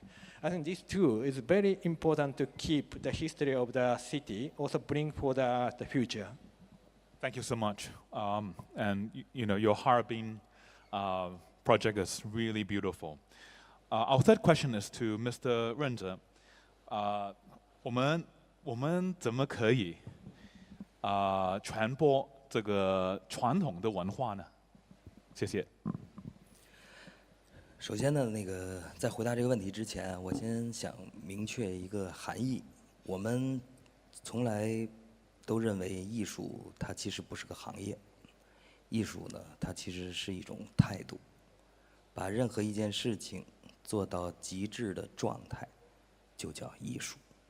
所以我们一直是秉承着这样的心态，不管从制作到传播，都要有这样的心态。所以我觉得，如果想要把文化传播出去，首先要有这样的一个心态。其次呢，好的文化其实是属于每一个人的。我们呢，都只是这个时代的翻译系统。我们只是把文化通过我们这个时代的审美，通过我们这个时代的语言，通过我们的技巧，再重新的梳理一遍，然后表达出来。所以，一个好的文化，它最重要的不光要有传统的深度，同时也要有国际化的视野和广度。就像刚刚做的这个金庸这个展览。我也非常感谢 Agent， 我们一起去创作的整个的这个展览，到目前为止已经有60万人次以上参观过这个展览了。香港700万人口，也就是将近1/10的人都看过这个展览。所以，一个好的展览呢，它其实会自己讲话的，它呢会口口相传，所以我们更多的是去做这个时代的美术翻译系统。谢谢。好，谢谢。谢谢你。And our last question is to Arthur. Arthur, how does your Foundation for Art and Culture support and promote youth creativity? Thank you. Thank you, Daryl. As a matter of fact, we very recently in June we opened an exhibition in China, in Chengdu, at the G Art Museum, an exhibition on young artists. Actually, 25 different artists. 8 of them went to the museum and worked in situ for this exhibition. And those different artists came from 10 different countries. What's interesting is not only the exhibition itself, but also where they're coming from. They're actually coming from an infrastructure that is called PUSH. PUSH is an incubator based in Paris, in France. And this incubator is the biggest in Europe. 250 different artists, 44 different nationalities. It brings all type of artists to work together. And this is not just wonderful to see them together, but it's an energy, it's a dynamic. And I would like, I'm very thirsty for projects for Hong Kong. I very much want Hong Kong to be the leader in creativity in the region. And I very much think that we should find a way to create such an incubator here in Hong Kong to lead the different artists of the region. So I'm very much looking forward the development of such a project in Hong Kong. Thank you. Thank you, Arthur. And thank you for supporting Hong Kong. Before we end this panel discussion, I would like to ask a question to all the speakers. And all of you can just answer simply due to our time constraints. What advice would you give to our young audience here today, those who are interested in exploring careers or entrepreneurial opportunities in the creative and cultural industries? What skills and mindset should they have? Adrian, thank you. I think it's all about attitude, right? So a good attitude will be, you need to be out of your comfort zone. So I don't think you should be always in your comfort zone, but first you need to be out of your comfort zone. Secondly is that you need to be well-traveled. So I think in your generation, it's not just about Hong Kong, it's about the world. So you need to be exposed to the world.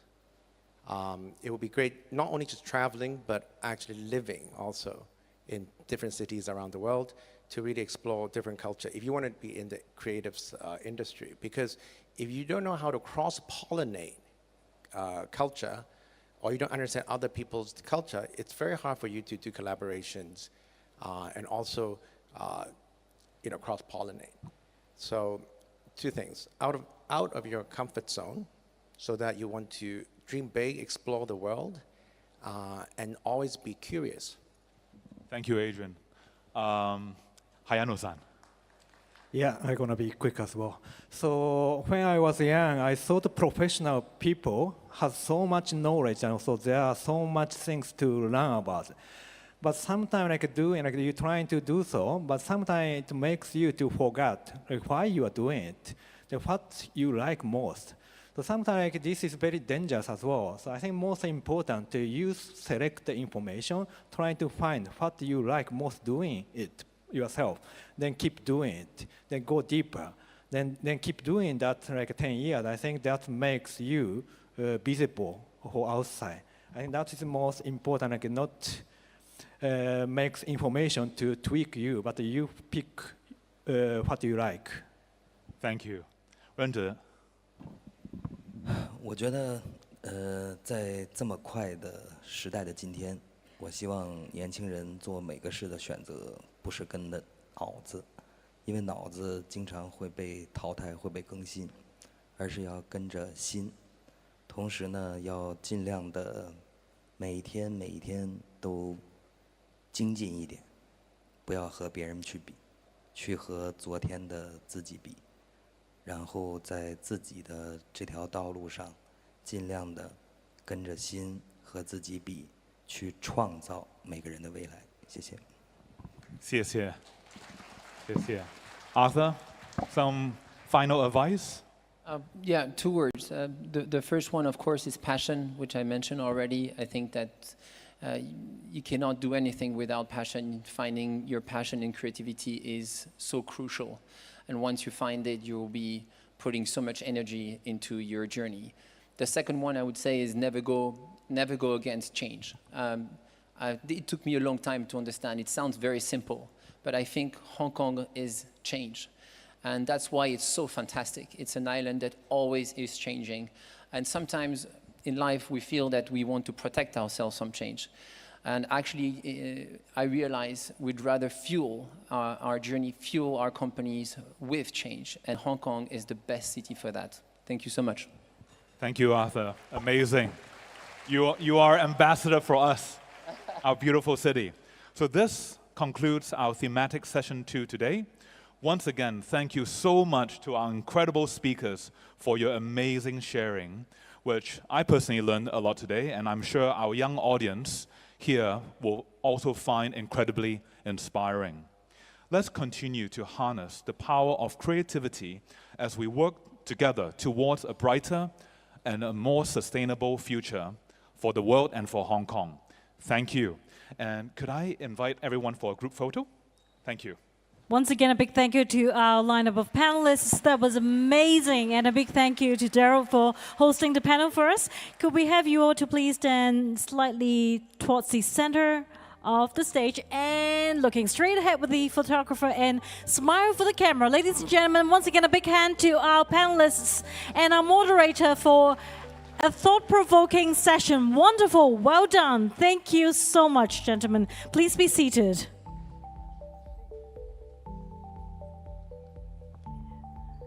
Completely mesmerized by the sharing, the visuals, the invigorating discussions on stage of our thematic session number 2. Thank you so much. Well, ladies and gentlemen, as we transit into our third thematic session titled Nurturing Positive Thinking Amongst Young People for a Brighter Tomorrow, I think you would agree with me that the ability of the youth to cultivate a positive and forward-looking mindset is crucial in unlocking their boundless potential in shaping a better future for all.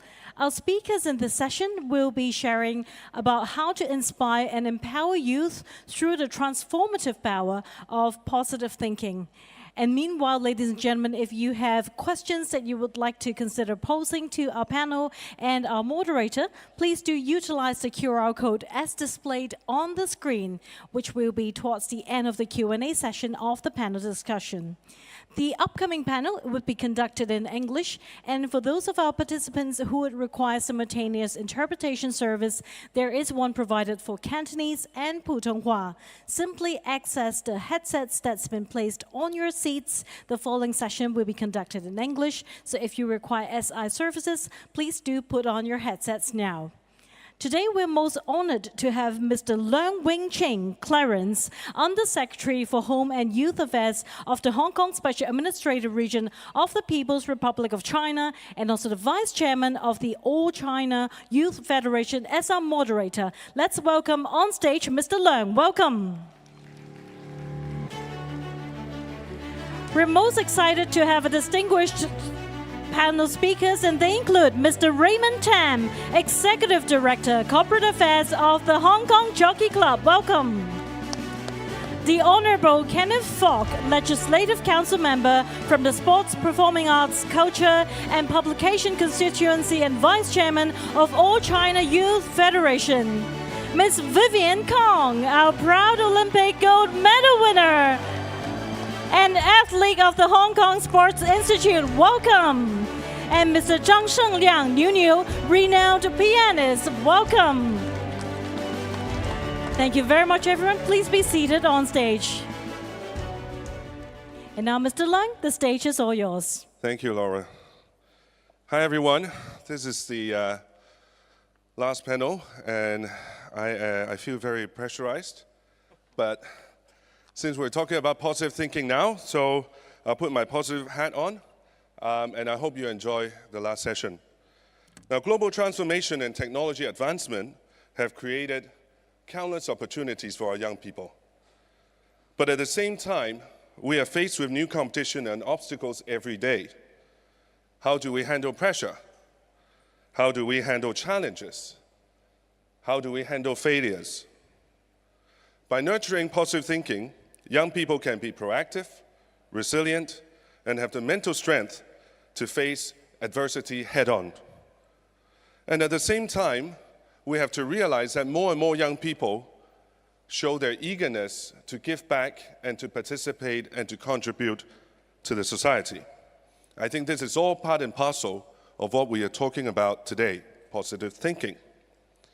Here in Hong Kong, the SAR government has organized and supported a vast array of initiatives to nurture positive thinking. We would like to equip our young people with various soft skills, versatility, team spirit, and confidence for their exciting life journey ahead. Now, I'm delighted to be joined on stage by a young, prominent, world-renowned pianist, a world #1 and newly crowned Olympic gold medal fencer, a legislator with whom I've known and worked closely on youth matters for 20 years, and last but not least, an old guy who has been with the government for a long time, left for the private sector, and has since shown no sign in stopping in contributing to the community. Now, together, we hope to share our experiences and exchange ideas on how to nurture positive thinking and help young people build a bright future ahead. Now, before we start, let me again invite you to scan the QR code and let us have any of your questions during our discussion. And may I start first with Raymond, who, as I mentioned, who has worked as a government official from a very young age. And if you could share some of your experience when you were young, and what attributes do you think the current young generation should acquire? Thank you. Thank you, Clarence. When I was called by Clarence, like a few weeks ago, inviting me to come to this summit, and then I asked him what is the summit is all about, and he told me it's a youth development summit. And then I was about to ask him whether he has mistakenly mentioned it's actually the elderly commission that he want me to come and share. But since he invited me, so here I come. He asked me to recall my very early days as a young government official. Actually, I joined the Hong Kong government, and it was not yet Hong Kong SAR government. It was the Hong Kong government in 1987. When I was just turned 24, I still remember.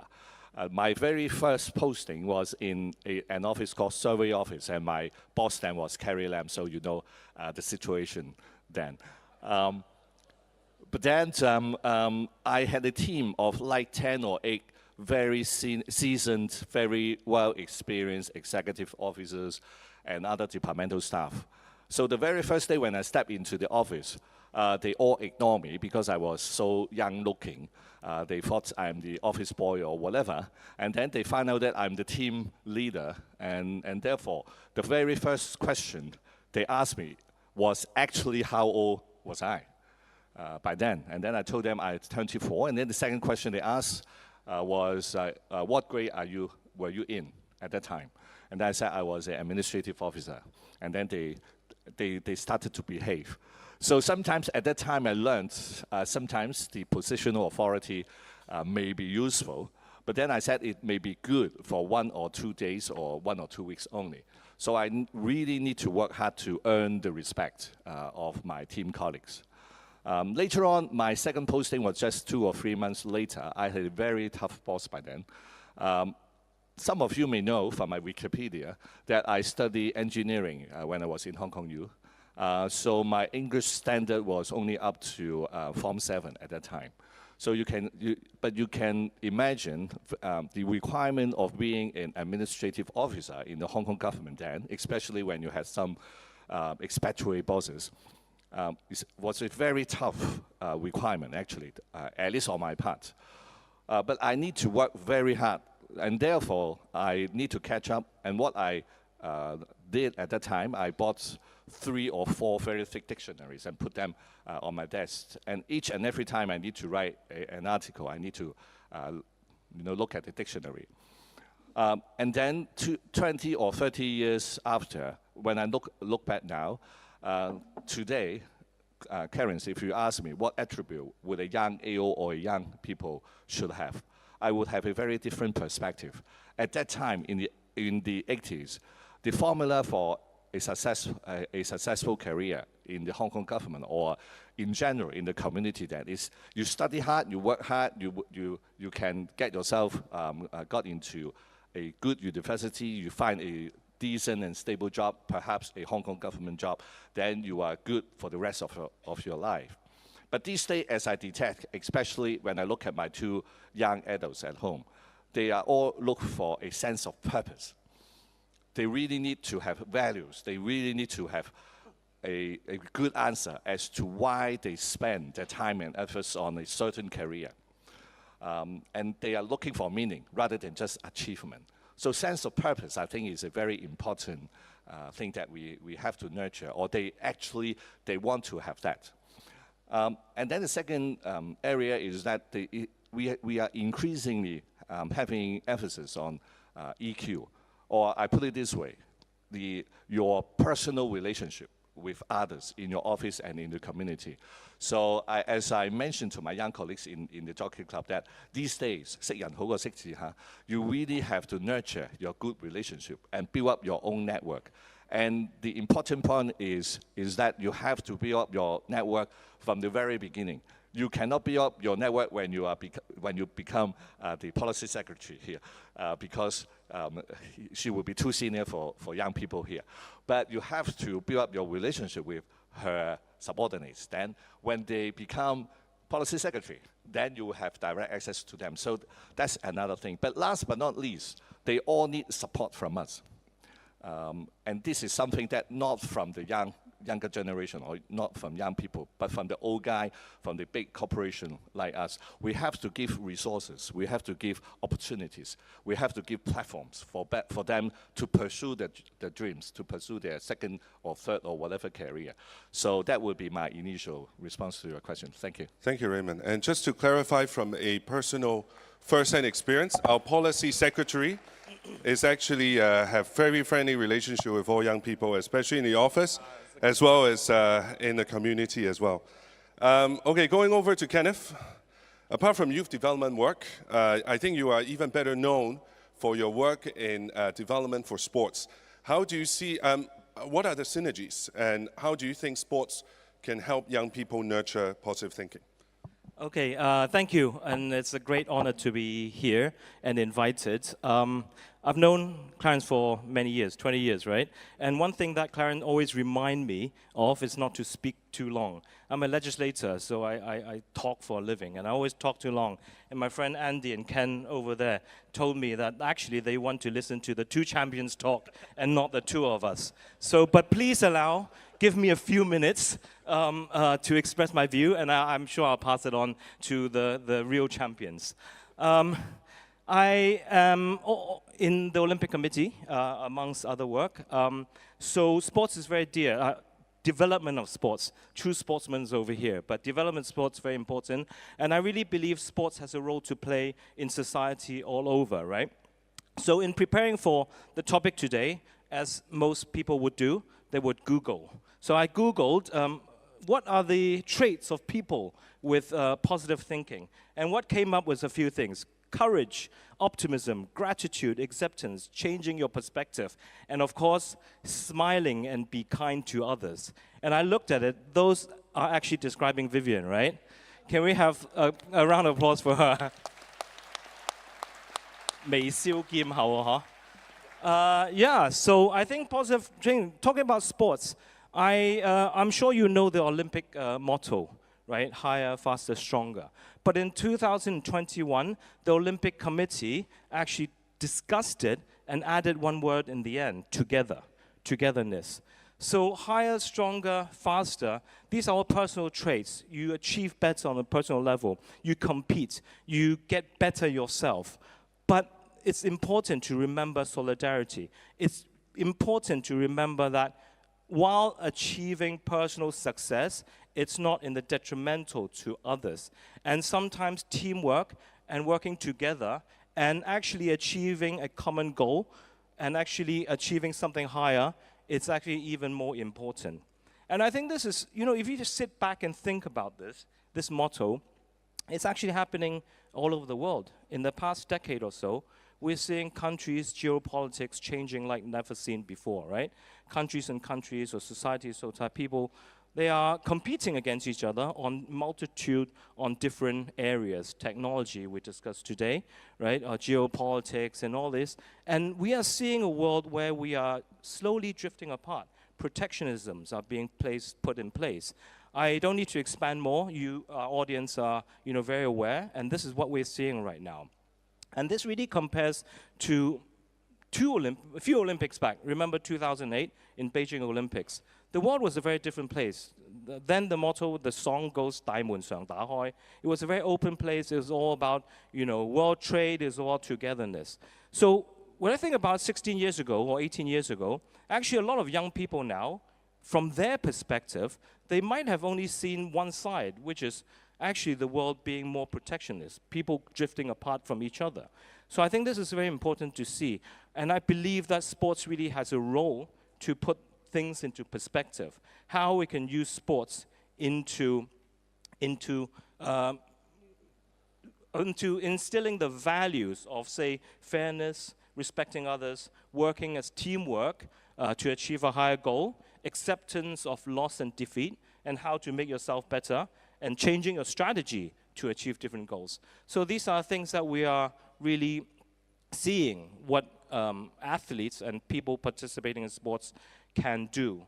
So with that, I will stop right now, but I think there are a few more issues that we can discuss in terms of sports, and also about what young people are facing nowadays, and how we can do it through participation in sports, and how on a whole, in terms of policy, the government or even society can put in place to put sports in a different level to help the society in general. Thank you. Thank you, Kenneth. Excellent control of time. It just, especially when you mention the traits on your Google search, it kind of reminds me of something that we did actually 20 years ago, Kenneth. We were involved in a project called Hong Kong Spirit Award, Ambassadors Award. And when we talk about Hong Kong Spirit, I think Vivian, you went on live TV after you won and you talked about Hong Kong Spirit, and I think everyone, we were all captivated by your interview, also obviously by your performance. So may I ask the audience again to congratulate Vivian again, and can you show us, I know you brought a little something to show Hong Kong, to show our audience live. Thank you. So again, what an excellent performance, but we've seen everything on TV, but tell us more about what's behind TV. What's in your mind when you prepare for or during the big competition? So can you share with us, and how would you handle pressure and challenge, especially when you were down in a very important match? Thank you. Thank you, Mr. Lang. Thank you, everyone. It's so lovely to see everyone here, and I'm so happy to be here today. Thank you for having me. It's an honor to represent Hong Kong, represent everyone here. And you mentioned that we're all champions. So I want to share this with all of you. And everyone could be having a really good weekend, but we're here trying to learn, trying to grow. And you guys are all here trying to learn more and become better people. So you guys are champions. Yay. So thank you. I think I'm so lucky and privileged to be able to be an athlete. We have so much support and to pursue our dreams and to have so much recognition, to have everyone be able to be even interested in watching us compete and wake up in the morning. I'm just so grateful, and I really wanted to represent us well, and I wanted to help us all win. And leading up to the Olympics, I was really nervous. But every time I was nervous, I would turn and channel all that energy into training. So the more nervous I got, the more training I did. And that gave me the confidence to be like, okay, I'm doing everything I can to fence the best that I can at the Olympics, and that I shouldn't be scared, I shouldn't be worried about the result. And I just wanted to represent everyone well. So when I was down, I thought it was really embarrassing, and I thought this wasn't me. I can do so much better. I'm better than this, and I just focused on one touch at a time. And then I won. Yay. Thank you. Thank you. I think all of Hong Kong has could feel the positivity from your match, and we were all very happy for you. Last but not least, the youngest of us all here, New.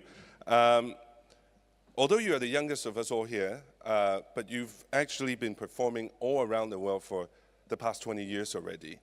Now, I understand that you were particularly hard hit during COVID. And tell us about how you managed to overcome your struggles, and how do you think music can help foster positive thinking among young people? Thank you. Thank you so much for inviting me here, and what a pleasure to talk after 3 really insightful sharings. So back in 2018, I actually became a Hong Kong resident through the Quality Migrant Scheme right after graduating from the Juilliard School. And I was so ready and excited to start a career as a full-time pianist without the need to balance between school and concerts. But just a year and a half into this journey, the pandemic suddenly started, and all of my concerts and recordings were canceled, leaving me feeling really lost, as my life has been devoted to concerts since I was 6. So during that period of isolation, every day my only audience was myself, and I felt that my practices all went like nowhere. At the same time, all the news cycling on the TV constantly gave me a strong urge to help in some way. But since I couldn't perform publicly, I thought about music composition, which is another passion that I always had. So I wrote a piece, filmed myself, and uploaded online, like driven solely by the wish to encourage others during that difficult time, and kind of forgot about that. So after a while, when I restarted the discussion with my record company, Universal Music, about one canceled recording of Beethoven's music, they suddenly brought up the idea of including that composition I wrote in the same album alongside Beethoven's most famous Fifth Symphony. And that was such a shocking and dream come true moment for me, and really significantly turned my musical career into a composing pianist. So this whole thing really opened up new doors for me, including a performance at the Hong Kong Countdown 2 years ago, where I actually arranged and played a medley of 9 most famous classical music in just 5 minutes. And this medley actually became a highlight in all my recent years' concert tours. And I learned that maintaining a passionate spirit with a kind heart and an open mind can really turn the hardships in life into unexpected opportunities. So with more skills in hand, I actually become more actively thinking about how I can contribute back to the society. So in recent years, I've visited many special primary and middle schools in Hong Kong for children with special needs, and played together with them.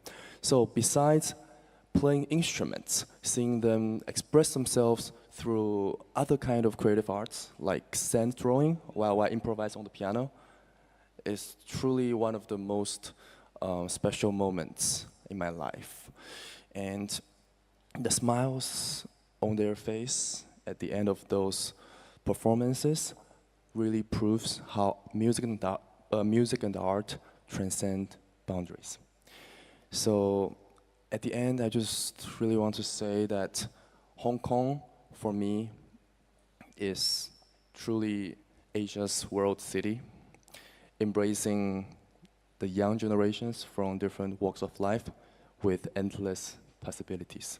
and I hope we can continue to stay positive, inclusive, and foster our community with creativity and understanding.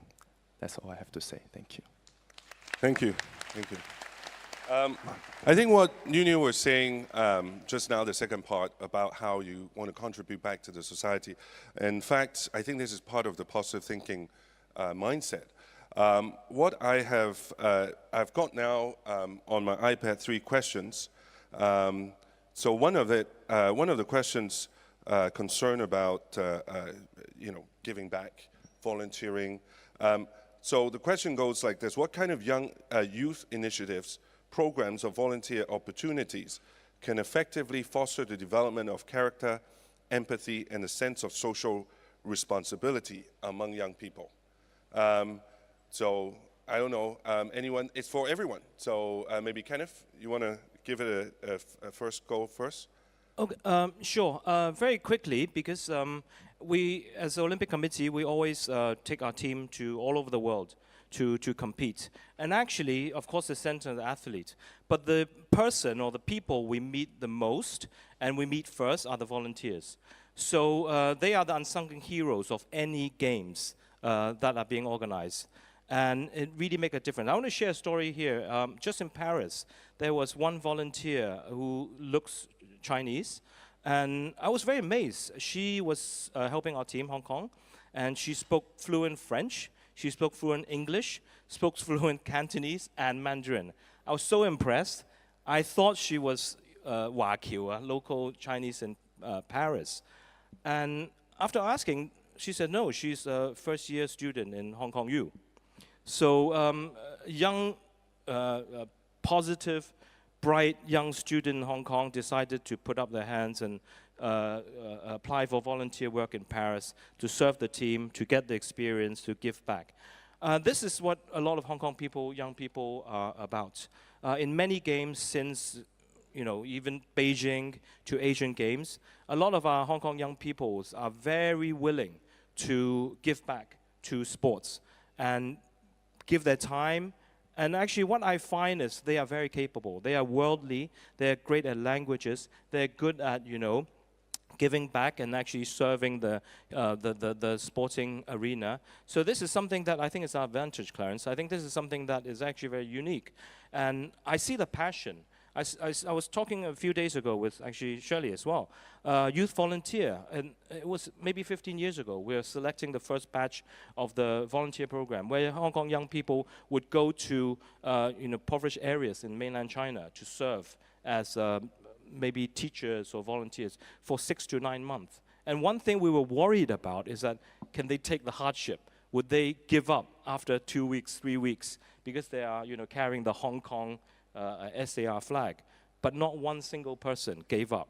They went through the whole experience, no matter how tough it is. So this is the Hong Kong spirit. We're willing to give back, and we have the ability to give back, and we have the stamina, we have the will, we have the perseverance to really give back to society. And this is what I see all over, in sports and outside of sports and youth work as well. So kudos, and it's great for our Hong Kong young people. Keep up the good work. I'm sure with this work, we will be recognized, and this is something of our Hong Kong strength. Thank you, Kenneth. And I think it's, thank you for mentioning volunteerism, and thank you for mentioning what happened. I don't think it's as long as 15 years ago, maybe more recent, 10 years ago. But in fact, this program is restarting. Service corps, right? Yes, yeah. This program is restarting, and I think we'll be going to recruit again. And I'm very sure that we will get young people willing to help and service some of the impoverished regions in the mainland and help be volunteering teachers. At the same time, I think this year we're sending 25 young people, and thanks to the help of the central government of our great country, we are able to have 25 placements with different various United Nations volunteering organizations. So places like UNESCO and so on and so forth. So we're sending those 25 young people, bright young Hong Kong people to service for over 6 years. So they're going to places like Nepal, Cambodia, Thailand, for example. And I know that they will enjoy themselves. It will not be easy, be away from home, but the fact that they are willing to contribute, I applaud them.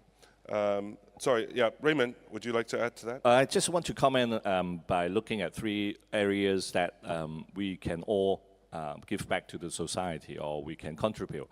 First of all, of course, at individual level, like what I mentioned in the very beginning, these days, young people actually look for a sense of purpose.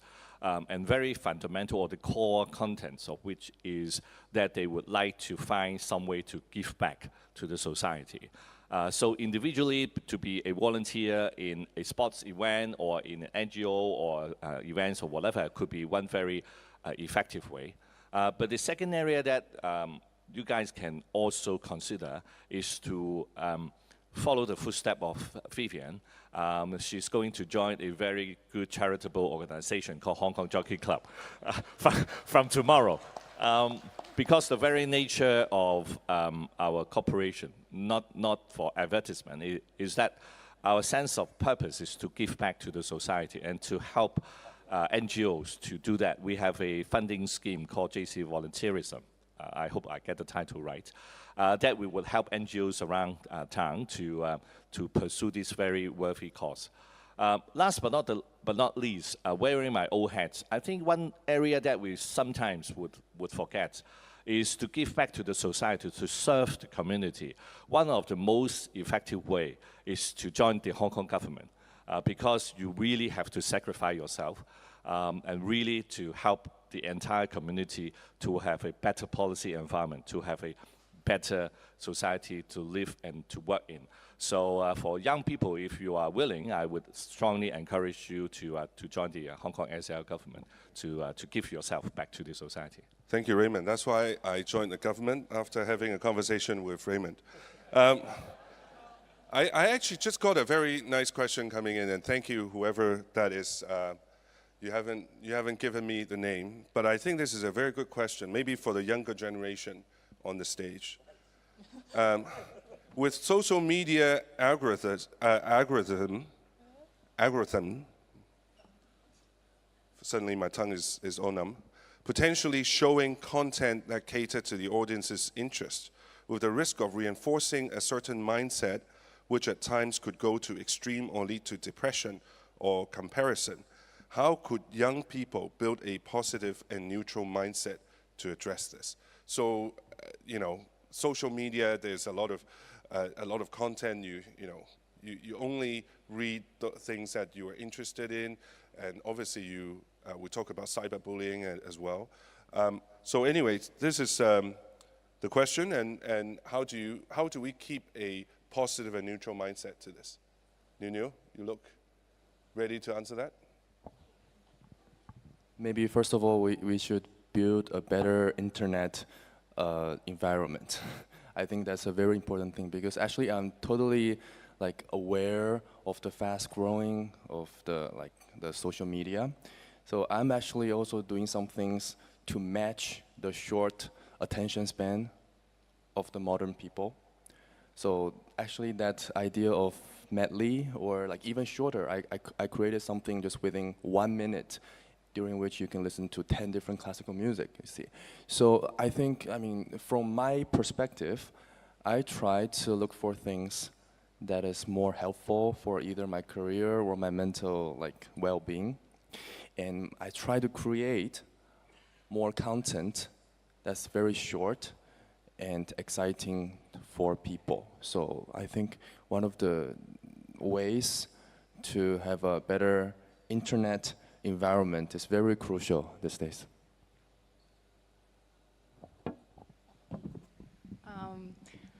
I think when I was in college, we had a professor, and she asked us to write down a list of values, where our personal values, like what's important to us.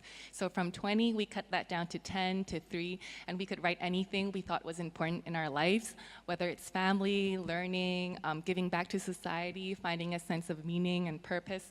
And I think when we go through this exercise and have this list written down and have our priorities, it's easier to make hard decisions, or when you don't know what to do, or when you think you've lost yourself, or maybe we don't know ourselves enough to make such a list. And I think it's really important to be able to learn and listen to different viewpoints, and to just find what matters to you most. And I think when I was an athlete, I still am, I think I will be forever. It was really hard to find meaning and purpose in training every day, especially during COVID, because we didn't have any competitions, and I was just super worried about whether or not I'd catch COVID or not, and whether or not it would affect my performance. And it just felt so selfish, because people were sick, and the world, there was so much going on, and all I was supposed to care about was myself and being healthy and hopefully winning like something like this, which didn't feel like it could change anything. So it took a lot of thinking and reflection to find purpose and meaning into what I was doing.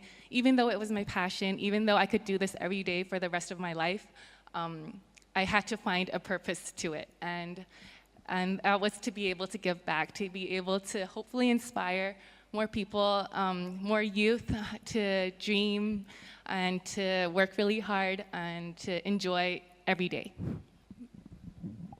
Okay, thank you. I think we have time for one last question.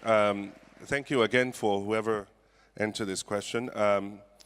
It's a very important question, but it's quite heavy. How do you see Hong Kong's unique position as an international hub, with strong support of the motherland, and at the same time being closely connected to the world, is fostering an environment that allows youth to unleash their full potential in society and contribute to society, the country, and the world? Now, I think Niu just mentioned earlier that you think Hong Kong is truly an Asia world city, and gives young people or youth development countless possibilities. But let's hear from, say, maybe Kenneth or Raymond. What do you think? Hong Kong, we have a unique position. How can we do more, or is the environment great for young people to develop here? Maybe I just say a few words in the interest of time. Whether I was, in my good old days in the government or these days, I always think that under one country, two system, Hong Kong has a unique contribution to the nation's development, and that is internationalization. I think that is the very core mission of Hong Kong under one country, two system, that we have to maintain Hong Kong as an international city with an international outlook. Our strength lies in 3 areas. One, international good practices and rules. Second one is international connectivity. And third one is international talents. I think we have to work all together to make sure these 3 dimensions under internationalization will still to be the case. Otherwise, we will not be able to contribute. And on that premises, I think for our young people, you have to really have an international horizon by yourself. You really have to go out. You really have to see the world for yourself. Don't narrow your mind. Don't keep yourself. Do keep yourself with an open mind. Just like Hong Kong, we have to keep Hong Kong as an open economy. We have to keep Hong Kong as an open society, very inclusive. We embrace diversity. And because of that, we can truly be an international city. And that is why I would urge all of you to maintain your international outlook. If you feel that you are not good enough to that, then you have to go out and see the world. And we are still in summer holidays, so you have to buy your tickets and go to the airport with us tomorrow morning. We will be at the airport waiting for you. Thank you. Thank you, Raymond, and thank you for bringing this up. Here at the Home and Youth Affairs Bureau this year, we have sponsored over 40,000 spaces for youth exchanges to mainland as well as to the rest of the world. and also internship programs. So you're welcome to either join in summer, and if you think you've got summer all filled up, it's only a few days left. I think some of the tour groups or exchange will happen during Christmas or Chinese New Year or even Easter holiday. So do plan ahead. Thank you. Kenneth?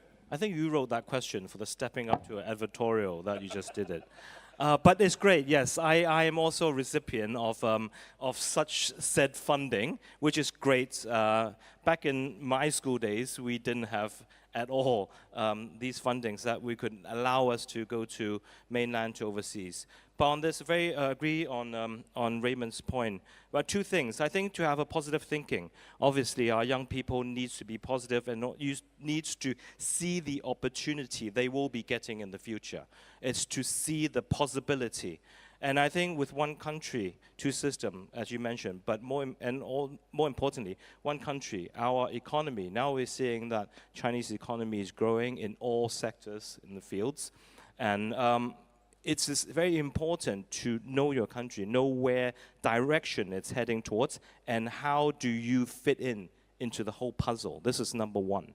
And number two, to get the advantage, we need to have an international perspective. Because, as we say, our doors are always open. We embrace a togetherness society, and Hong Kong really serves as a bridge. So today, I'm very happy to see His Excellency from Saudi Arabia and also Malaysia and Laos here at these forums. And during lunch, we've been talking through sports. Hopefully, we will be able to, through the Olympic channel, not maybe just elite sports, through Olympism, can we use sports as a tool to have our young people of different nations to engage in positive conversation, in positive collaboration, for young people in Hong Kong and young people from Saudi Arabia, Malaysia, to see and really make friends all over the world. I think the world should be getting smaller with technology. We are more together. We should be getting more together. And through sports, through art, through culture, through technology, this can happen. But as a mindset, it's very important. We need to be open-minded. We need to learn about different cultures. We need to learn about differences and mutual respect about differences. These are the values that contribute towards the positive thinking. So I'm very, again, very positive about the role sports can play in society, especially young people. So this is what I can add to what Raymond mentioned.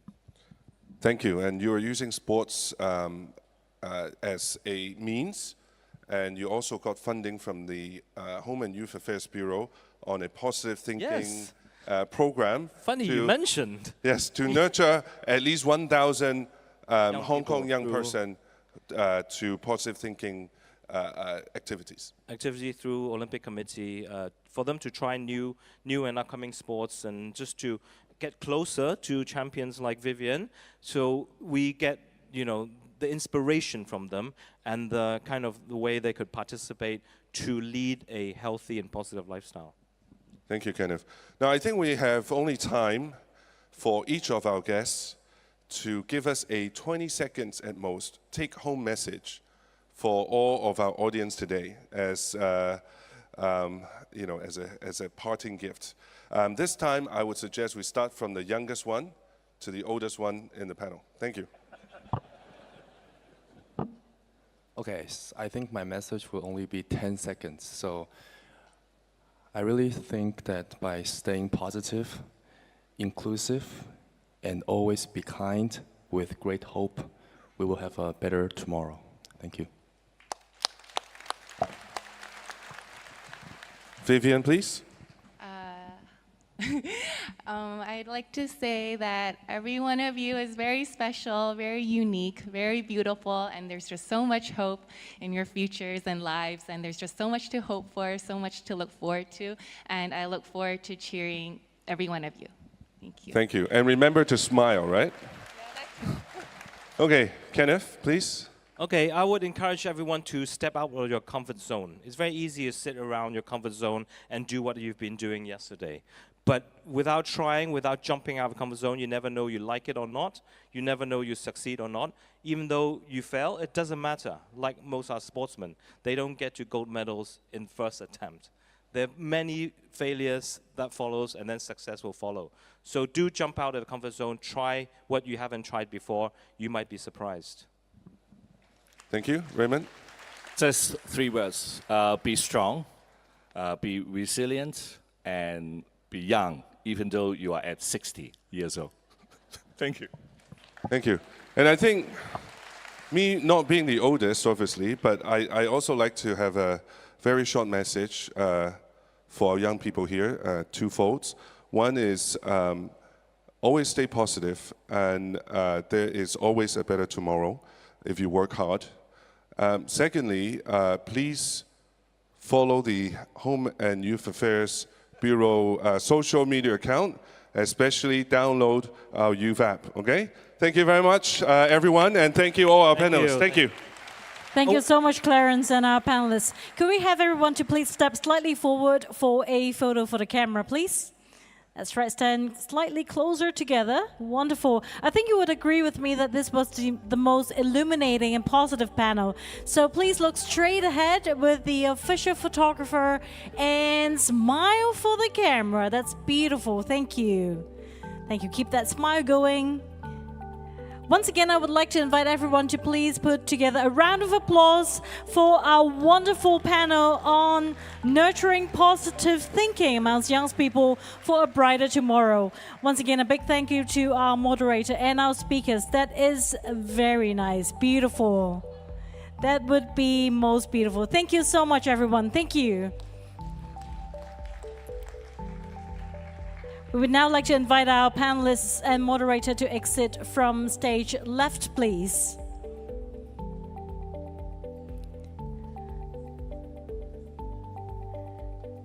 So the message of kindness, the message of positivity, and the message of stepping out of our comfort zone are the key takeaways from our thematic session 3. So ladies and gentlemen, we have come to the end of the thematic session 3 and also the end of the summit today. Thank you most of all to everyone for joining us at the inaugural event. Your presence and your participation have made this summit a truly enriching and memorable experience. Special gratitude goes to our distinguished speakers, moderators, and our youth participants who have joined us from different regions. Your insightful contributions and diverse